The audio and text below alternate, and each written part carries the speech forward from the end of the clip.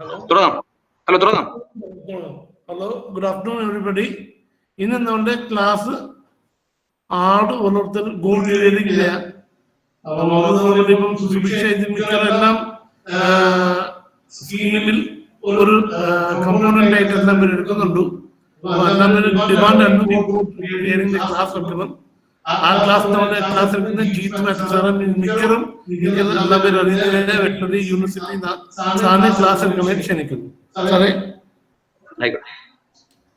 Good afternoon, everybody. ആട് വളർത്തൽ എന്ന് പറയുന്നൊരു ആട് വളർത്തൽ ക്ലാസ്സിലേക്ക് നമ്മൾ എല്ലാവരെയും സ്വാഗതം ചെയ്യുകയാണ്. ആട് വളർത്തലിന്റെ പ്രസക്തി വളരെയധികം ഏറി വരുന്ന ഒരു സാഹചര്യമാണ് നമ്മൾക്ക് ഇപ്പോൾ ഉള്ളത്.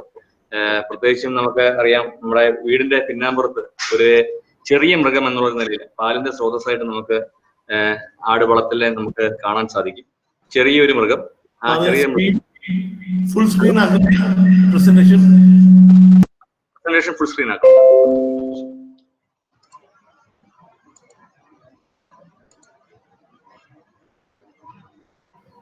full screen അല്ല സാറേ, ഫുൾ സ്ക്രീൻ ആണ് കിടക്കുന്നത് കേട്ടോ.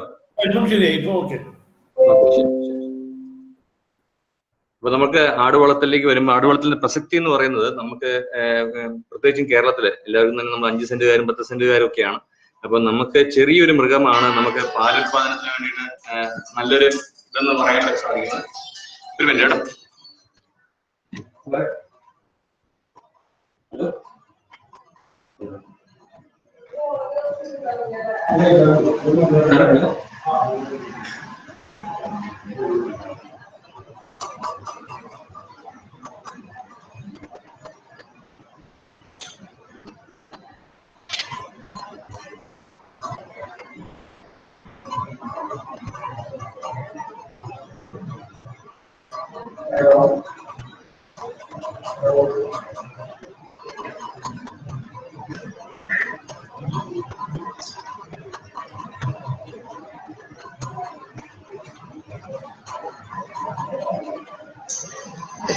Sorry, hello. ഇപ്പൊ നമ്മൾ ആട് വളർത്തലിന്റെ പ്രസക്തിയെ കുറിച്ചാണ് സംസാരിച്ചുകൊണ്ടിരുന്നത്. ആട് വളർത്തൽ എന്ന് പറയുമ്പോൾ നമുക്ക് ഏതൊരു ചെറിയ ഒരു സ്ഥല പരിമിതി ഉള്ളവർക്ക് പോലും നമുക്ക് ചെന്നെത്താൻ പറ്റുന്ന ഒരു ഉപജീവന മാർഗമാണ്. പാലിന്റെ ഒരു സ്രോതസ്സായിട്ട് നമുക്ക് ആടിനെ കാണാൻ പറ്റും. അതുപോലെ തന്നെ മികച്ച ഒരു വരുമാന മാർഗമായിട്ട് നമുക്ക് ആടിനെ കാണാൻ പറ്റുമെന്നുള്ളതാണ് ഇതിനകത്ത് ഏറ്റവും പ്രധാനമായിട്ട് നമുക്ക് പറയേണ്ടത്. കാരണം മറ്റൊന്നുമല്ല, നമുക്ക് ആട് എന്ന് പറയുന്നത് പെട്ടെന്ന് തന്നെ പ്രസവിക്കുകയും അതിന് ജീവിത കാലാവധി എന്ന് പറഞ്ഞാൽ വളരെ ഹ്രസ്വമാണ്. പെട്ടെന്ന് തന്നെ ഇത് ഒരു 8 മുതൽ 10 മാസം ആകുമ്പോഴേക്ക് തന്നെ ഇത് ഒരു പ്രായപൂർത്തിയാവുന്നു. നമുക്ക് പിന്നീട് അതിനെ ഗർഭിണിയാക്കുകയും അങ്ങനെ നമുക്ക് ഒരു 5-6 തലമുറ ഒക്കെ തന്നെ നമുക്ക് ഇതിൽ നിന്ന് ലഭിക്കാനും മാത്രം 5-6 കുട്ടികളെങ്കിലും 5-6 തവണയെങ്കിലും നമുക്ക് പ്രസവിപ്പിക്കാനും മാത്രം ഈ 2 കുട്ടികളെ വെച്ച് ഒരു പ്രസവത്തിൽ കിട്ടുകയാണെങ്കിൽ 12 മുതൽ 20-25 കുട്ടികളെ വരെയൊക്കെ നമുക്ക് ഒരു ആടിൽ നിന്ന് തന്നെ ലഭിക്കാനും അങ്ങനെ തന്നെ നമുക്ക് പെട്ടെന്ന് നമ്മുടെ ഒരു ചെറിയ വരുമാനത്തിൽ നമ്മൾ തുടങ്ങുന്ന ഒരു കാര്യം ഒരു വൻകിട ഒരു വരുമാനത്തിലേക്ക് നമുക്ക് എത്തിക്കാനും സാധിക്കുന്നു എന്നുള്ളതാണ് ആടിനെ സംബന്ധിച്ചിടത്തോളം നമുക്ക് പറയാനുള്ളത്. നമുക്ക് നമ്മുടെ പ്രസന്റേഷനിലേക്ക് പോവാം. പ്രസന്റേഷനകത്ത് നമുക്ക് പ്രത്യേകിച്ചും പറയാനുള്ളത് ഒന്ന്, നമ്മുടെ മെയിൻ പ്രശ്നം എന്ന് പറയുന്നത് നമുക്ക് മൃഗസംരക്ഷണ മേഖല എന്ന് പറയുന്നത് അത് നമ്മുടെ ഒരു സ്വപ്നമാണെങ്കിൽ ആ സ്വപ്നം നമ്മുടെ ചിന്തകളായി മാറുകയും ചിന്തകൾ നമ്മുടെ വാക്കുകളാവുകയും വാക്കുകളിൽ നിന്ന് നമ്മൾ അത് പ്രവൃത്തിയിലേക്ക് കൊണ്ടുവരികയും അത് നമുക്കൊരു ശീലമാവുകയും അത് നമ്മുടെ വ്യക്തിത്വത്തെ അത് ഡെവലപ്പ് ചെയ്യുകയും അത് നമ്മുടെ വിധിയെ നിർണ്ണയിക്കുകയും ചെയ്യും എന്നൊക്കെയുള്ളതാണ് നമ്മൾ സാധാരണ പറയാറുള്ളത്. ഇതിന്റെ കാര്യം എന്ന് പറയുന്നത് വേറൊന്നുമല്ല, നമുക്ക് ഇന്ന് നമ്മുടെ ഭക്ഷണം എന്ന് പറയുന്നത് വിഷമാണ് എന്നുള്ളൊരു നിലയിലേക്കാണ് നമ്മൾ പോയിക്കൊണ്ടിരിക്കുന്നത്.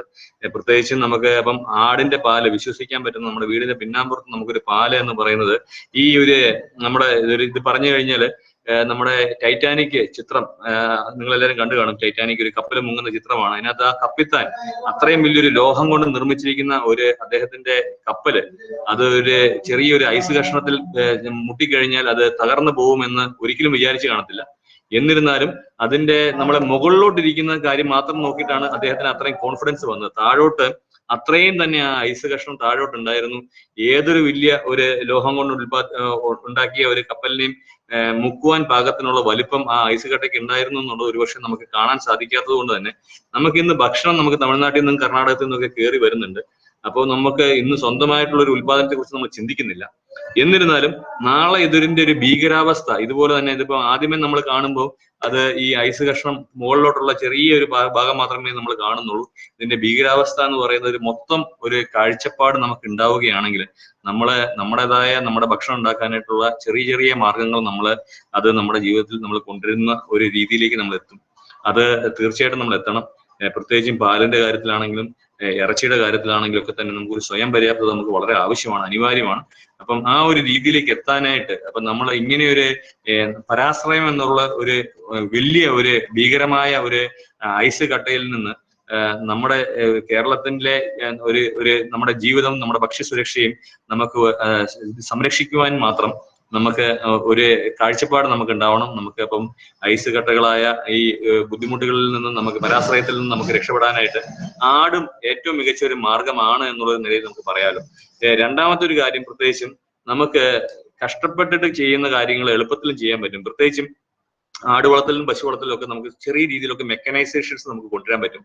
അതായത് നമ്മൾ ഈ പറഞ്ഞ പോലെ പാല് കിട്ടണമെങ്കിൽ നന്നായിട്ട് വെള്ളം കുടിക്കാനായിട്ട് കൊടുക്കണം. ഈ വെള്ളം നമ്മൾ ഒരു അപ്പച്ചമ്പിനകത്ത് സദാസമയം നമ്മൾ ഈ ആട്ടിൻകൂട്ടിലോട്ടൊക്കെ നമ്മളെ ചുമന്നുകൊണ്ട് പോകുമ്പോഴത്തേക്ക് നമ്മുടെ വീട്ടിലുള്ളവർക്കൊക്കെ തന്നെ ഇതൊരു ബുദ്ധിമുട്ടായി മാറും. നമുക്കിത് കൊണ്ടു നടക്കാനായിട്ട് പറ്റാതെ വരും. കാരണം കഷ്ടപ്പാടുകൾ കൂടുന്തോറും നമുക്ക് ചിലപ്പോൾ ഒരു പക്ഷേ ഇതിൽ നിന്നും മികച്ച വരുമാനമുള്ള, ഇതിൽ ഇത്രയും കഷ്ടപ്പാടില്ലാത്ത മേഖലകളിലേക്ക് പോകാനായിട്ട് മനുഷ്യന് സ്വയം ഒരു ചിന്ത ഉണ്ടാവാൻ സാധ്യതയുണ്ട്. അതുകൊണ്ട് തന്നെ നമ്മളൊരു മൃഗസംരക്ഷണ മേഖലയിൽ നമുക്ക് കഷ്ടപ്പാടുകൾ കുറയ്ക്കുക എന്നുള്ളൊരു ചിന്താഗതി നമുക്കുണ്ട്. അതിന് പ്രത്യേകിച്ച് നമുക്ക് ആട് വളർത്തലിലൊക്കെ ഇപ്പോൾ ഓട്ടോമാറ്റിക് വാട്ടർ ഉണ്ട്. തന്നെ ആട് വെള്ളം കുടിക്കുന്ന അനുസരിച്ച് തന്നെ വെള്ളം നിറയുന്ന ആടിനെ പറ്റിയ ഓട്ടോമാറ്റിക് ഡ്രിങ്കേഴ്സ് ഒക്കെ നമുക്ക് ഇപ്പോൾ അവൈലബിൾ ആണ്. അപ്പൊ അങ്ങനെ ചെറിയ ചെറിയ ഒരു മെക്കനൈസേഷനിലേക്കൊക്കെ നമുക്ക് പോകാനായിട്ട് സാധിക്കുകയാണെങ്കിൽ നമുക്ക് മികച്ച രീതിയിൽ നമ്മുടെ സംരംഭം കൊണ്ടു നടക്കാൻ പറ്റും എന്നുള്ളൊരു നിലയിലുള്ള ഒരു കാര്യമാണ്. അടുത്തത് ഒരു കാര്യം നമുക്ക് വേണ്ടത്, നമുക്ക് ഒരു മികച്ച സംരംഭകൻ ആവാനായിട്ട് നമുക്ക് രണ്ട് കാര്യങ്ങളാണ് വേണ്ടത്. ഒരു IQ, EQ. ഈ IQ എന്ന് പറയുന്നത് നമ്മുടെ ബുദ്ധിയുടെ ഒരു അളവും EQ എന്ന് പറയുന്നത് നമുക്ക് സന്ദർഭങ്ങള് നമ്മൾ എങ്ങനെ അവസരങ്ങളാക്കി മാറ്റാനായിട്ടുള്ള നമ്മുടെ ആ ഒരു കഴിവിനെ സൂചിപ്പിക്കുന്നതാണ് EQ എന്ന് പറയുന്നത്. മികച്ച രാഷ്ട്രീയക്കാർക്കൊക്കെ മികച്ച EQ ആണുള്ളത്, IQ അല്ല. IQ ഒരുപക്ഷെ നമ്മുടെ IAS പോലെയൊക്കെ പഠിച്ചിട്ടൊക്കെ കിട്ടുന്ന ജോലി കിട്ടുന്നവർക്ക് IQ കൂടുതലായിരിക്കും.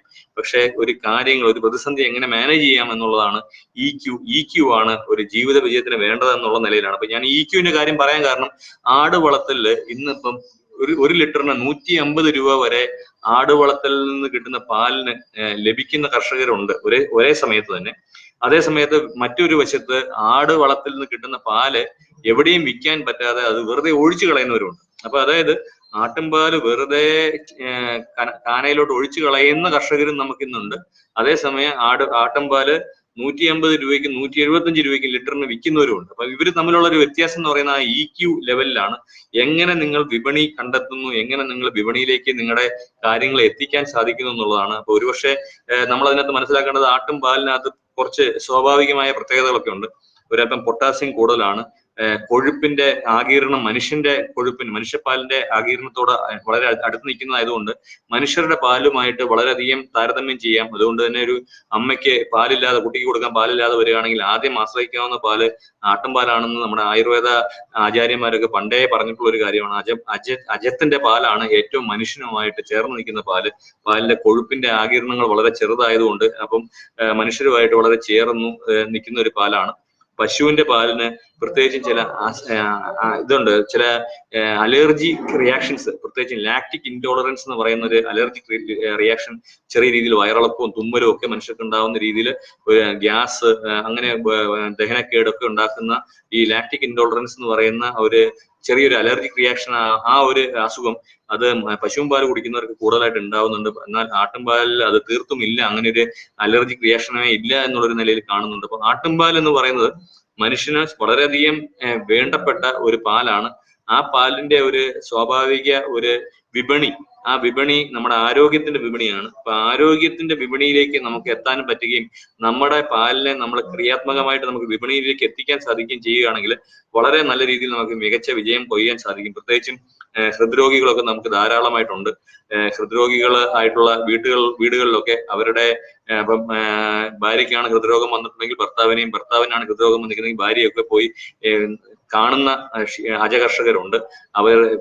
അവരുടെ വീട്ടിൽ പോയിട്ട് പറയുന്നത് ഇനിയും നിങ്ങളുടെ പാർട്ട്ണർക്ക് ഇനിയും നമ്മൾ ആട്ടിൻപാൽ കൊടുക്കുന്നതായിരിക്കും നല്ലത്, പ്രത്യേകിച്ച് ഹാർട്ടിന് നല്ലത് അതാണ് എന്നുള്ളൊരു നിലയിൽ അവരെ ഒന്ന് ഇൻഫ്ലുവൻസ് ചെയ്ത് ഈ ആട്ടിൻപാൽ വിപണി ഉണ്ടാക്കുന്ന ഒത്തിരി തന്ത്രശാലികളായ കർഷകർ നമുക്ക് ഇന്നുണ്ട്. അപ്പൊ കൃത്യമായിട്ട് നമുക്കൊരു ആ EQ ലെവലാണ് വേണ്ടത്. അവിടെ ഒരു സ്ഥലത്ത് ചെല്ലുന്നു, എങ്ങനെ അവരെ നമ്മുടെ ഒരു രീതിയിലേക്ക്, നമ്മുടെ ആട്ടിൻപാലിന് ഒരു വിപണി ഉണ്ടാക്കാവുന്ന രീതിയിലേക്ക് അവരെ എങ്ങനെ നമുക്ക് എത്തിക്കാൻ സാധിക്കുന്നു എന്നൊക്കെ ഉള്ളതൊക്കെ എല്ലാവർക്കും ഒരുപക്ഷെ സാധിക്കത്തില്ല. അപ്പൊ EQ ലെവൽ കൂടുതലുള്ളവർക്കാണ് കൂടുതലായിട്ടും നല്ല രീതിയിൽ നമുക്ക് ഒരു സംരംഭം തുടങ്ങാൻ പറ്റുന്നത്. പ്രത്യേകിച്ചും സംരംഭം തുടങ്ങുമ്പോൾ അവർക്ക് ഈ സ്വാതന്ത്ര്യവും സംഘാടന മികവും പുതുമയോടൊക്കെ താല്പര്യമൊക്കെ ഉള്ളവരാണ് കൂടുതലായിട്ടും നമ്മൾ ഈ ഒരു രീതിയിലേക്ക് പോകുന്നത് എന്നുള്ളതും കൂടെ പറഞ്ഞുകൊണ്ട് നമ്മുടെ ഈ ഒരു ആടിന്റെ ഏറ്റവും നല്ലൊരു പ്രത്യേകിച്ച് ഒരു കാര്യം എന്ന് പറയുന്നത് ആട് വളർത്തലിന് കുറഞ്ഞ മുതൽ മുടക്ക് മതി.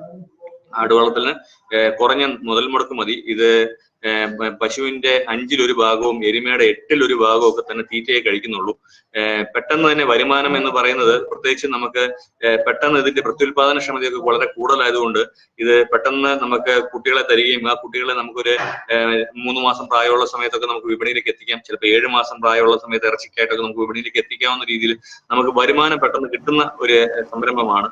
പരിമിതമായ പാർപ്പിട സൗകര്യം മതി. അതുകൊണ്ട് തന്നെ ഒത്തിരി കാശ് നമുക്ക് ഇൻവെസ്റ്റ് ചെയ്യേണ്ടി വരുന്നില്ല. പാല്, ഇറച്ചി എന്നിവയുടെ ഒക്കെ ഗുണമേന്മ നമുക്കറിയാവുന്നതാണ്. കാരണം ലോകത്ത് ഏതൊക്കെ ഇറച്ചി വന്നാലും ആട്ടിറച്ചിയോളം ഒരിക്കലും അതൊന്നും വരത്തില്ല എന്നുള്ളത് നമുക്ക് എല്ലാവർക്കും അറിയാവുന്ന ഒരു കാര്യമാണ്. ഒരുപക്ഷെ നമുക്ക് എമു എന്നൊക്കെ പറയുന്ന കുറെ പക്ഷികളുടെ ഇറച്ചിയൊക്കെ വന്നു ഒരിടയ്ക്ക് 1000-1500 രൂപയൊക്കെ MRP വെച്ചിട്ട് കിലോയ്ക്ക് അവരൊക്കെ അത് വിപണനം ചെയ്തു നോക്കി. എന്നാൽ ഒരു വട്ടം കഴിച്ച മനുഷ്യരെല്ലാരും തന്നെ അതിനെ പിന്നീട് കഴിക്കാനായിട്ട് ഉള്ള ഒരു മാനസികാവസ്ഥ വന്നിട്ടില്ല. എന്നാലും കാലാകാലങ്ങളായിട്ട് നമ്മൾ 700 രൂപയ്ക്ക്, ഇപ്പം 650 രൂപ 700 രൂപ വരെയൊക്കെ വിലയുണ്ട്. 700 രൂപയ്ക്ക് നമ്മൾ ഒരു ബുദ്ധിമുട്ടും കൂടാതെ മാനസികമായിട്ട് വളരെ ഇഷ്ടത്തോടെ നമ്മൾ വാങ്ങി ഭക്ഷിക്കുന്ന ഒരു ഇറച്ചിയാണ് ആട്ടിറച്ചി. ഷബോൺ എന്നാണ് നമ്മൾ ഇതിന് ഇംഗ്ലീഷിൽ പറയാം. ആട്ടിൻപാല് ഞാൻ നേരത്തെ പറഞ്ഞു കഴിഞ്ഞു. ആട്ടിൻപാലിനോളം ഗുണമുള്ള ഒരു പാല് മനുഷ്യനെ സംബന്ധിച്ചിടത്തോളം ഇല്ല എന്നുള്ള രീതിയിൽ തന്നെ നമുക്ക് പറയാൻ സാധിക്കും. അപ്പം ആട്ടിൻപാല് നമുക്ക് വളരെയധികം, അപ്പൊ ഇതിനൊക്കെ തന്നെ ഒരു വിപണി ഉള്ളത് കൊണ്ട് തന്നെ നമുക്ക് തീർച്ചയായിട്ടും നമുക്ക് ഈ ഒരു മേഖലയിലേക്ക് പോകാവുന്നതാണ്. നമുക്ക് ഉപഭോഗത്തിനനുസരിച്ചുള്ള ഉൽപാദനം ഉണ്ടാവുന്നില്ല എന്നുള്ളൊരു കാര്യം നമുക്ക് ശ്രദ്ധിക്കേണ്ടതാണ്.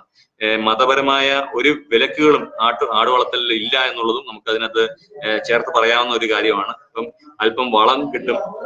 നമ്മുടെ വീട്ടിലേക്ക്, നമ്മുടെ വീടിന്റെ പിന്നാമ്പുറത്ത് നമുക്ക് ചെയ്യാനായിട്ടുള്ള ഒരു വളം കിട്ടും. ഈ പാവപ്പെട്ടവന്റെ ബാങ്ക് എന്നുള്ളൊരു നിലയിൽ പശുവിനെ കുറിച്ച് പറയാറുണ്ട്, ആടിനെ കുറിച്ച് പറയാറുണ്ട്. പാവപ്പെട്ട പശു എന്നും പറയും. കാരണം പാവപ്പെട്ടവന്റെ പശു എന്ന് പറയുന്നത് അവന്റെ പാലിന്റെ ഒരു വരുമാനമായിട്ട് നമുക്ക് അതിനെ കാണാൻ കഴിയുന്നതുകൊണ്ടാണ്. പാവപ്പെട്ടവന്റെ ബാങ്ക് എന്ന് പറയുന്നത് നമുക്ക് ബാങ്കിൽ പോവാതെ തന്നെ നമ്മുടെ ഇൻവെസ്റ്റ്മെന്റിനെ നമ്മൾ ആടായി മാറ്റിക്കഴിഞ്ഞാൽ നമ്മുടെ ആട് കുട്ടികളെ തരുന്നതിനനുസരിച്ച് നമുക്ക് ബാങ്കിൽ നിന്ന് കിട്ടുന്ന പലിശയോടെ ഏകദേശം ഒക്കത്തക്ക രീതിയിൽ നമുക്ക് വരുമാനം കിട്ടുമെന്നുള്ള നിലയിൽ അതിനെ പാവപ്പെട്ടവന്റെ ബാങ്ക് എന്ന് പോലും പറയാറുണ്ട്. നിയന്ത്രിക്കാൻ എളുപ്പമാണ്. അനായാസമായിട്ട് നമുക്ക് സംരക്ഷിക്കാനായിട്ട് സാധിക്കും. ഉയർന്ന പ്രത്യുൽപാദന നിരക്കുണ്ട്. അതായത് പലപ്പോഴും നമുക്ക് ഒരു പ്രസവത്തിൽ 2 കുട്ടികളെ വരെ നമുക്ക് കിട്ടാം എന്നുള്ള നിലയിലാണ്. ഒരു 8ാം മാസത്തിൽ നമ്മൾ അതിനെ ഇണ ചേർത്ത് കഴിഞ്ഞാൽ 1 വയസ്സും 3 മാസവും ആകുമ്പോഴത്തേക്ക് നമുക്ക് ഇതിനു വേണ്ടിയിട്ട് കൊടുക്കാൻ സാധിക്കും എന്നുള്ളൊരു നിലയിൽ നമുക്ക് സാധിക്കാം. 8 മാസമാകുമ്പോൾ നമുക്ക് അതിനെ ഇണ ചേർക്കാൻ സാധിച്ചു കഴിഞ്ഞാൽ 1 വയസ്സും 3 മാസം ആകുമ്പോഴത്തേക്ക് നമുക്ക് അതിനെ ആദ്യത്തെ പ്രസവം അത് നമുക്ക് തരും. ഓരോ പ്രസവത്തിൽ നമുക്ക് ശരാശരി നമുക്കൊരു 2 കുട്ടികളെ ലഭിക്കാമെങ്കിലും നമ്മൾ പൊതുവെ പറയാ ഒരു പ്രസവത്തിൽ 1.5 കുട്ടികളെ കിട്ടുക എന്നുള്ളതാണ്. അതായത് ഒരു വർഷം നമുക്ക് ഒരു ആട് 1.5 തവണ പ്രസവിക്കും. ഓരോ പ്രസവത്തിലും നമുക്ക് 2 കുട്ടികളെ ലഭിക്കുകയാണെങ്കിൽ നമുക്ക് ഒരു വർഷത്തിന്റെ അവസാനം 3 കുട്ടികളെ ലഭിക്കും എന്നുള്ളൊരു നിലയിലാണ് നമ്മൾ പറയാറ്. അപ്പം അത് നമുക്ക് നോക്കാവുന്ന ഒരു കാര്യമാണ്. കശാപ്പും മാംസ സംസ്കരണവും ഒന്നും വലിയ കൂടുതൽ പാരിസ്ഥിതിക ബുദ്ധിമുട്ടില്ലാത്തൊരു മേഖലയാണ്. താരതമ്യേന ഉയർന്ന രോഗപ്രതിരോധ ശേഷിയുണ്ട്. നമുക്ക് വളരെ 5 മാസം കൊണ്ട് പ്രസവിക്കുന്ന ഒരു മൃഗം എന്നുള്ളൊരു നിലയിൽ നമുക്ക് തീർച്ചയായിട്ടും നമുക്ക് ആശ്രയിക്കാവുന്ന ഒരു ആടാണ്. ശരാശരി പല ആടുകളും നമുക്ക് ഈ സാധാരണ നമ്മൾ പറയുകയാണെങ്കിൽ നമുക്ക് 2 കൊല്ലത്തിന്റെ ഒരു കാലാവധിയിൽ 2 കൊല്ലത്തെ ഒരു കാലാവധിയിൽ 3 തവണ പ്രസവിക്കുക. അതുകൊണ്ടാണ് നമ്മൾ വർഷത്തിൽ 1.5 തവണ പ്രസവിക്കുന്നു. ഓരോ പ്രസവത്തിൽ നമുക്ക് 2 കുട്ടികളെ കിട്ടുകയാണെങ്കിൽ ഒരു വർഷത്തിൽ 3 കുട്ടികളെ കിട്ടുന്ന ഒരു രീതിയാണ് എന്നുള്ള നിലയിൽ പറയുന്നത്. നമുക്ക് പ്രസവ സമയത്ത് 1.25 കിലോ വരെ ഭാരം ഇതിന് മലബാറി ആടൊക്കെ ആണെങ്കിൽ ഉണ്ടാവാം. 2.5 കിലോ 3 കിലോ 3.5 കിലോ വരെയൊക്കെ ഭാരം ചില സമയത്ത് നമുക്ക് ചില ഇനങ്ങൾ പ്രത്യേകിച്ച് ജമുനാപാരിയൊക്കെ ആണെങ്കിൽ നമുക്ക് ആ സമയത്ത് പ്രസവ സമയത്ത് ഭാരം ഉണ്ടാവാം. പിന്നീട് അതിന്റെ വളർച്ച എന്ന് പറയുന്നത് നമുക്ക് ഇനം അനുസരിച്ചിട്ടൊക്കെയാണ് നമ്മൾ പറയാം. നമുക്ക് ഇതിനൊരു വ്യാവസായിക അടിസ്ഥാനത്തിൽ വളർത്തുകയാണെങ്കിൽ കുഞ്ഞുങ്ങളെ വിറ്റ് നമുക്കൊരു ലാഭം കിട്ടാം. മാംസത്തിന് വേണ്ടിയിട്ട് നമ്മൾ വളർത്തുകയാണെങ്കിൽ അങ്ങനെ നമുക്കൊരു ലാഭം ഉണ്ടാവാം. ആട്ടിൻ പാലിന് വേണ്ടിയിട്ട് നമുക്ക് വളർത്താം. ആട്ടിൻ കാഷ്ടത്തിൽ നമുക്കൊരു വരുമാനം കിട്ടും. ഇറച്ചിക്ക് വേണ്ടിയിട്ട് ഉപയോഗിക്കുകയാണെങ്കിൽ തുകലിൽ നിന്ന് വരെ നമുക്കൊരു ലാഭം കിട്ടുന്ന ഒരു വകുപ്പാണ്. അതുപോലെ തന്നെ എല്ലുപൊടി ഇതൊക്കെ തന്നെ തൊലി, നമുക്ക് ചെറുകുടല് നമുക്ക് ഈ സോസേജ് എന്ന് പറയുന്ന ഒരു ഭക്ഷണ സാമഗ്രി ഉണ്ടാക്കുന്നത് ആടിന്റെ കുടലിൽ നിന്നാണ് നമുക്ക് എടുക്കുന്നത്. അപ്പൊ ചെറുകുടൽ വരെ നമുക്ക് അതിനു വേണ്ടിയിട്ട് ഉപയോഗിക്കാൻ സാധിക്കും എന്നുള്ള നിലയിലാണ്. അപ്പം ആടിന്റെ ഒന്നും തന്നെ കളയാനില്ല എന്ന് പറയാറുണ്ട് നമ്മൾ പലപ്പോഴും. അപ്പൊ അത് ഒരു ഏകദേശം സത്യസന്ധമായ ഒരു കാര്യമാണ്. പാവപ്പെട്ടവന്റെ ഫ്രിഡ്ജ് എന്ന് വരെ പറയും. കാരണം നമുക്ക് പാവപ്പെട്ടവന്റെ ഒക്കെ വീട്ടിലോട്ട് ഒരു അതിഥി വന്നു കഴിഞ്ഞാൽ ഉടനെ തന്നെ അദ്ദേഹം പറമ്പിലോട്ട് പോയി ആടിനെ 2 ബീച്ച് കഴിഞ്ഞ് ഒരു ചായ കൊടുക്കാനുള്ള ഒരു പാലൊക്കെ ആവുന്നു എന്നുള്ള നിലയിലേക്കാണ് ഇതൊക്കെ ഇങ്ങനെയുള്ള പറച്ചിലുകളൊക്കെ കേരളത്തിൽ വന്നത്. ഇന്ന് പക്ഷെ അത്രത്തോളം പാവപ്പെട്ടവരുടെ ഒരു മൃഗം എന്നുള്ള നിലയിൽ നമുക്ക് പറയാൻ പറ്റത്തില്ല. കാരണം ഒരുപക്ഷെ ആടിന്റെയൊക്കെ വില വല്ലാതെ കൂടിയിരിക്കുന്നു. എന്നാലും ഒരു സത്യസന്ധമായ ഒരു ആടിന്റെ വില എന്ന് പറയുന്നത് അതിന്റെ ഇറച്ചിയുമായിട്ട് ബന്ധപ്പെടുത്തി നമുക്ക് പറയാൻ സാധിക്കും. അതായത് ഒരു 20 കിലോ ശരാശരി ഭാരമുള്ള ഒരു ആടിന് ഏകദേശം നമുക്കൊരു 8 കിലോ 9 കിലോ ഭാരം നമുക്ക് ഇറച്ചിയായിട്ട് നമുക്ക് കണക്കാക്കാമെങ്കിൽ അത് ഇൻറ്റു ഇറച്ചിയുടെ വിലയാണ്. അതായത് നമുക്കൊരു 40-45% നമുക്ക് ഇറച്ചി ലഭിക്കുമെന്നുള്ളൊരു കണക്കുകൂട്ടലിൽ നമ്മൾ ഇറച്ചിയുടെ വിലയുമായിട്ട് നമ്മൾ ആടിന്റെ ഇതിനെ നോക്കിക്കഴിഞ്ഞാൽ നമുക്ക് കൃത്യമായ ഒരു വില നമുക്ക് ലഭിക്കും. പക്ഷെ ഇവിടെ ഇനത്തിനനുസരിച്ചിട്ടൊക്കെ നമുക്ക് വില വല്ലാതെ വർദ്ധിക്കുന്നത് പല നിറത്തിലാണ് ഇതിനെ കാണപ്പെടുന്നത്. അപ്പൊ നമുക്ക് മലബാറി ആട് നമ്മുടെ കേരളത്തിന്റെ തനതായ ആടാണെന്നൊക്കെ നമ്മൾ ഊക്കം കൊള്ളുമ്പോഴും അതിന്റെ ഒരു പൈതൃകം നമ്മൾ നോക്കിക്കഴിഞ്ഞാൽ അതിനകത്തൊരു വിദേശ ജനുസ് ഉണ്ട്. അറബി ആടുകളുടെ ഒരു പൈതൃകം നമുക്ക് അതിനകത്ത് കാണാൻ സാധിക്കും. അറബികൾ ഇവിടെ നമ്മുടെ പായ്ക്കപ്പലുകളിൽ വന്ന് ഇവിടെ എന്താ പറയാ ഇവിടെ കച്ചവടത്തിനായിട്ട് വന്നിരുന്ന സമയത്ത് ആടുകളെ അവരുടെ പായ്ക്കപ്പലിൽ ഈ അറബി ആടുകളെ അവരുടെ പായ്ക്കപ്പലിൽ കയറ്റി കൊണ്ടിരുന്നിരുന്നു. ആ അറബി ആടുകളും നമ്മുടെ ഇവിടുത്തെ അന്നത്തെ നാടൻ ആടുകളുമായിട്ട് ഇണചേർന്നുണ്ടായ ഒരു സങ്കര ഇനമാണ് മലബാറി ആട്. അതുകൊണ്ട് തന്നെ അറബി ആടുകളുടെ ഒരു പ്രത്യേകത എന്ന് പറയുന്നത് അവർക്ക് എത്ര ചൂട് വേണമെങ്കിലും താങ്ങാനും എത്ര തണുപ്പ് വേണമെങ്കിലും അതിജീവിക്കാൻ, അതായത് എത്ര ഉഷ്ണത്തെയും എത്ര ശീതോഷ്ണ അവസ്ഥകളെ തരണം ചെയ്യാനുള്ള ഒരു കഴിവ് അറബി ആടുകൾക്കുണ്ട്. കാരണം നമുക്കറിയാം രാത്രി അവിടെ ഭയങ്കര തണുപ്പാണ്, പകല് ഭയങ്കര ചൂടാണ്. അപ്പൊ അറബി ആടുകളുടെ ആ ശീതോഷ്ണാവസ്ഥയെ തരണം ചെയ്യാനുള്ള ഒരു കഴിവ് മലബാറി ആടിന് ലഭിച്ചിട്ടുണ്ട്. അത് കാരണം മലബാറി ആടിൽ അറബി ആടുകളുടെ രക്തം ഉള്ളത് കൊണ്ടാണ് അത് അങ്ങനെ ഒരു കാര്യമുള്ളത്. അതുകൊണ്ട് തന്നെ തമിഴ്നാട്ടിലൊക്കെ ധാരാളമായിട്ട് മലബാറി ആടുകളെ അവർ കൊണ്ട് വളർത്തുന്നതായിട്ട് നമുക്ക് അറിയാം. നല്ല ഇനങ്ങളെ കിട്ടാനായിട്ട് കോഴിക്കോട്, കണ്ണൂർ, മലപ്പുറം ഭാഗങ്ങളിലാണ് നമ്മൾ ആശ്രയിക്കുന്നത്. മൃഗസംരക്ഷണ വകുപ്പ് വളരെയധികം പ്രൊമോട്ട് ചെയ്യുന്ന ഒരു ഇനമാണ്. നമ്മുടെ മൃഗാശുപത്രികൾ വഴി കൂടെ നമുക്ക് ആടിന്റെ ബീജം, നമുക്ക് ആടിനെ കുത്തിവെക്കാനായിട്ട് ആടിനെ ചെനയ്ക്ക് വേണ്ടിയിട്ട് കുത്തിവെക്കാനുള്ള ബീജം നമുക്ക് പശുവിന് ലഭിക്കുന്ന പോലെ തന്നെ ലഭ്യമാണ്. അത് മലബാറി ആടുകളുടെ ബീജമാണ്. കാരണം ആടുകളിൽ നമ്മൾ മലബാറി ആടിനെ തന്നെയാണ് കേരള സർക്കാരും മൃഗസംരക്ഷണ വകുപ്പും കൂടുതലായിട്ടും വളർത്താനായിട്ട് പ്രൊമോട്ട് ചെയ്യുന്നത് എന്നുള്ള ഒരു കാര്യം പറയുകയാണ്. അതുപോലെ തന്നെ അട്ടപ്പാടി കറുപ്പാണ് അടുത്ത ഒരു ഇനം. അട്ടപ്പാടി കറുപ്പ് എന്ന് പറയുന്നതും നമ്മുടെ കേരളത്തിന്റെ തനതായ ഒരു ഇനം തന്നെയാണ്. കറുത്ത നിറത്തിൽ പാലക്കാട്ടിലെ അട്ടപ്പാടി മേഖലകളിൽ കാണപ്പെടുന്ന ഒരു ആടാണ് അട്ടപ്പാടി കറുപ്പ് എന്ന് പറയുന്നത്. ഈ കേരളത്തില് വളരെയധികം ഈ അടുത്ത കാലത്തൊക്കെ ആയിട്ട് നമ്മുടെ എല്ലാവരുടെയും തന്നെ ഒരു മനസ്സിൽ കയറി പറ്റിയിരിക്കുന്ന മറ്റൊരു ആടിന്റെ ഇനമാണ് ജമുനാപരി എന്നുള്ള ഒരു ആട്. ജമുനാപരി ആട് പ്രത്യേകിച്ച് നമുക്ക് ഒരു പക്ഷേ ഒരു സിനിമ വരെ ജമുനാപരി ആടെന്നുള്ളൊരു ജമുനാപരിയുടെ പേരിൽ വന്നിരുന്നു. ഈ ജമുന എന്ന് പറയുന്ന ഒരു നദിയാണ്, യമുന നദി. നിങ്ങൾക്ക് എല്ലാവർക്കും അറിയാം. പരി എന്ന് പറയുന്ന ഹിന്ദി ഭാഷയിൽ മാലാക എന്നുള്ളൊരു നിലയിലാണ്. അപ്പൊ ജമുന പരി എന്ന് പറയുന്ന യമുനയുടെ തീരങ്ങളിൽ പാറിപ്പറക്കുന്ന മാലാക എന്നുള്ളൊരു സങ്കല്പത്തിൽ നിന്ന് വന്നതാണ്. ഏകദേശം വെള്ള നിറവും ചെറിയ രീതിയിൽ തവിട്ട് നിറങ്ങളൊക്കെ ഉള്ള ആടുകളാണ് നമുക്ക് കൂടുതലായിട്ട് കാണാൻ പറ്റുന്നത്. പലപ്പോഴും ഇതിന്റെ ഒരു ജനനഭാരം 2.5 കിലോ മുതൽ മേൽപോട്ടാണ് ഇതിന് കാണപ്പെടുന്നത്. അങ്ങനെ ജനനഭാരം കൂടുതലായതുകൊണ്ട് തന്നെ പലപ്പോഴും ഇതിന്റെ കുട്ടികൾ പരമാവധി 2 കുട്ടികൾ, ചില സമയങ്ങളിൽ കൂടുതലായിട്ട് 1 കുട്ടിയെ വരെ ലഭിക്കുന്ന ഒരു രീതിയാണ് നമുക്ക് കാണാൻ സാധിക്കുന്നത്. ചെവി നീണ്ട് ഞാന്ന് താഴോട്ടാണ് ഈ ഒരു ഇനത്തിന്റെ ഉള്ളത്. ഇതിന്റെ ഈ മൂക്ക് നിങ്ങൾക്ക് കാണാം, ചെറിയ ബ്ലാക്ക് ആൻഡ് വൈറ്റ് ചിത്രത്തിൽ കാണാം. മൂക്കെന്ന് പറയുന്നത് വളരെ ചെറിയ പതിഞ്ഞ മൂക്കാണ്. ഈ തലയ്ക്ക് മൊത്തത്തിൽ നമ്മൾ നോക്കിക്കഴിഞ്ഞാൽ ഒരു തത്തയുടെ ചുണ്ട് പോലെ, തത്തമ്മയുടെ ചുണ്ട് പോലെ. അതുകൊണ്ടാണ് പാരറ്റ് മൗത്ത് അപ്പിയറൻസ് ആണ് ഇതിന്റെ ഒരു തലയുടെ ഷേപ്പിന് പറയുന്നത്. തത്തയുടെ ചുണ്ട് പോലെ ഇരിക്കുന്ന ഒരു ഇതാണ് ഇതിന്റെ ഒരു ഷേപ്പ്. അങ്ങനെയാണ്. മൂക്ക് അകത്തോട്ട്, ചെറിയ മൂക്കുകൾ അകത്തോട്ട് കയറിയിരിക്കും. അതിന് നമ്മൾ റോമൻ മൂക്കെന്നൊക്കെയുള്ള രീതിയിലാണ് നമ്മൾ വിശേഷിപ്പിക്കുന്നത്. ഈ ആടുകളെ ചെവി നീണ്ടു ഞാന്നിരിക്കുന്നു. ഇതിന്റെ മുൻകാലുകളിലും പിൻകാലുകളിലും പിൻകാലുകളിൽ ആണാണെങ്കിലും മുട്ടനാടാണെങ്കിലും പെണ്ണാടാണെങ്കിലും പിൻകാലുകളിൽ നമുക്ക് ചെറിയൊരു രോമത്തിന്റെ കുംഭം കാണാൻ സാധിക്കും. അത് ഫെദർ എന്ന് പറയും. അതും ഈ ഒരു ആടിന്റെ ഒരു പ്രത്യേകതയാണ്. ആടിന്റെ പാലുൽപാദനമാണ് ഇതിന്റെ ഒരു പ്രധാനപ്പെട്ട ഒരു കാര്യം എന്ന് പറയുന്നത്. ഞാൻ ചില വീടുകളിലൊക്കെ 4.5 ലിറ്റർ മുതൽ 5 ലിറ്റർ വരെയൊക്കെ കറവ ഒരു ദിവസം തരുന്ന ജമുനാപ്പരി ആടുകളെ കണ്ടിട്ടുണ്ട്.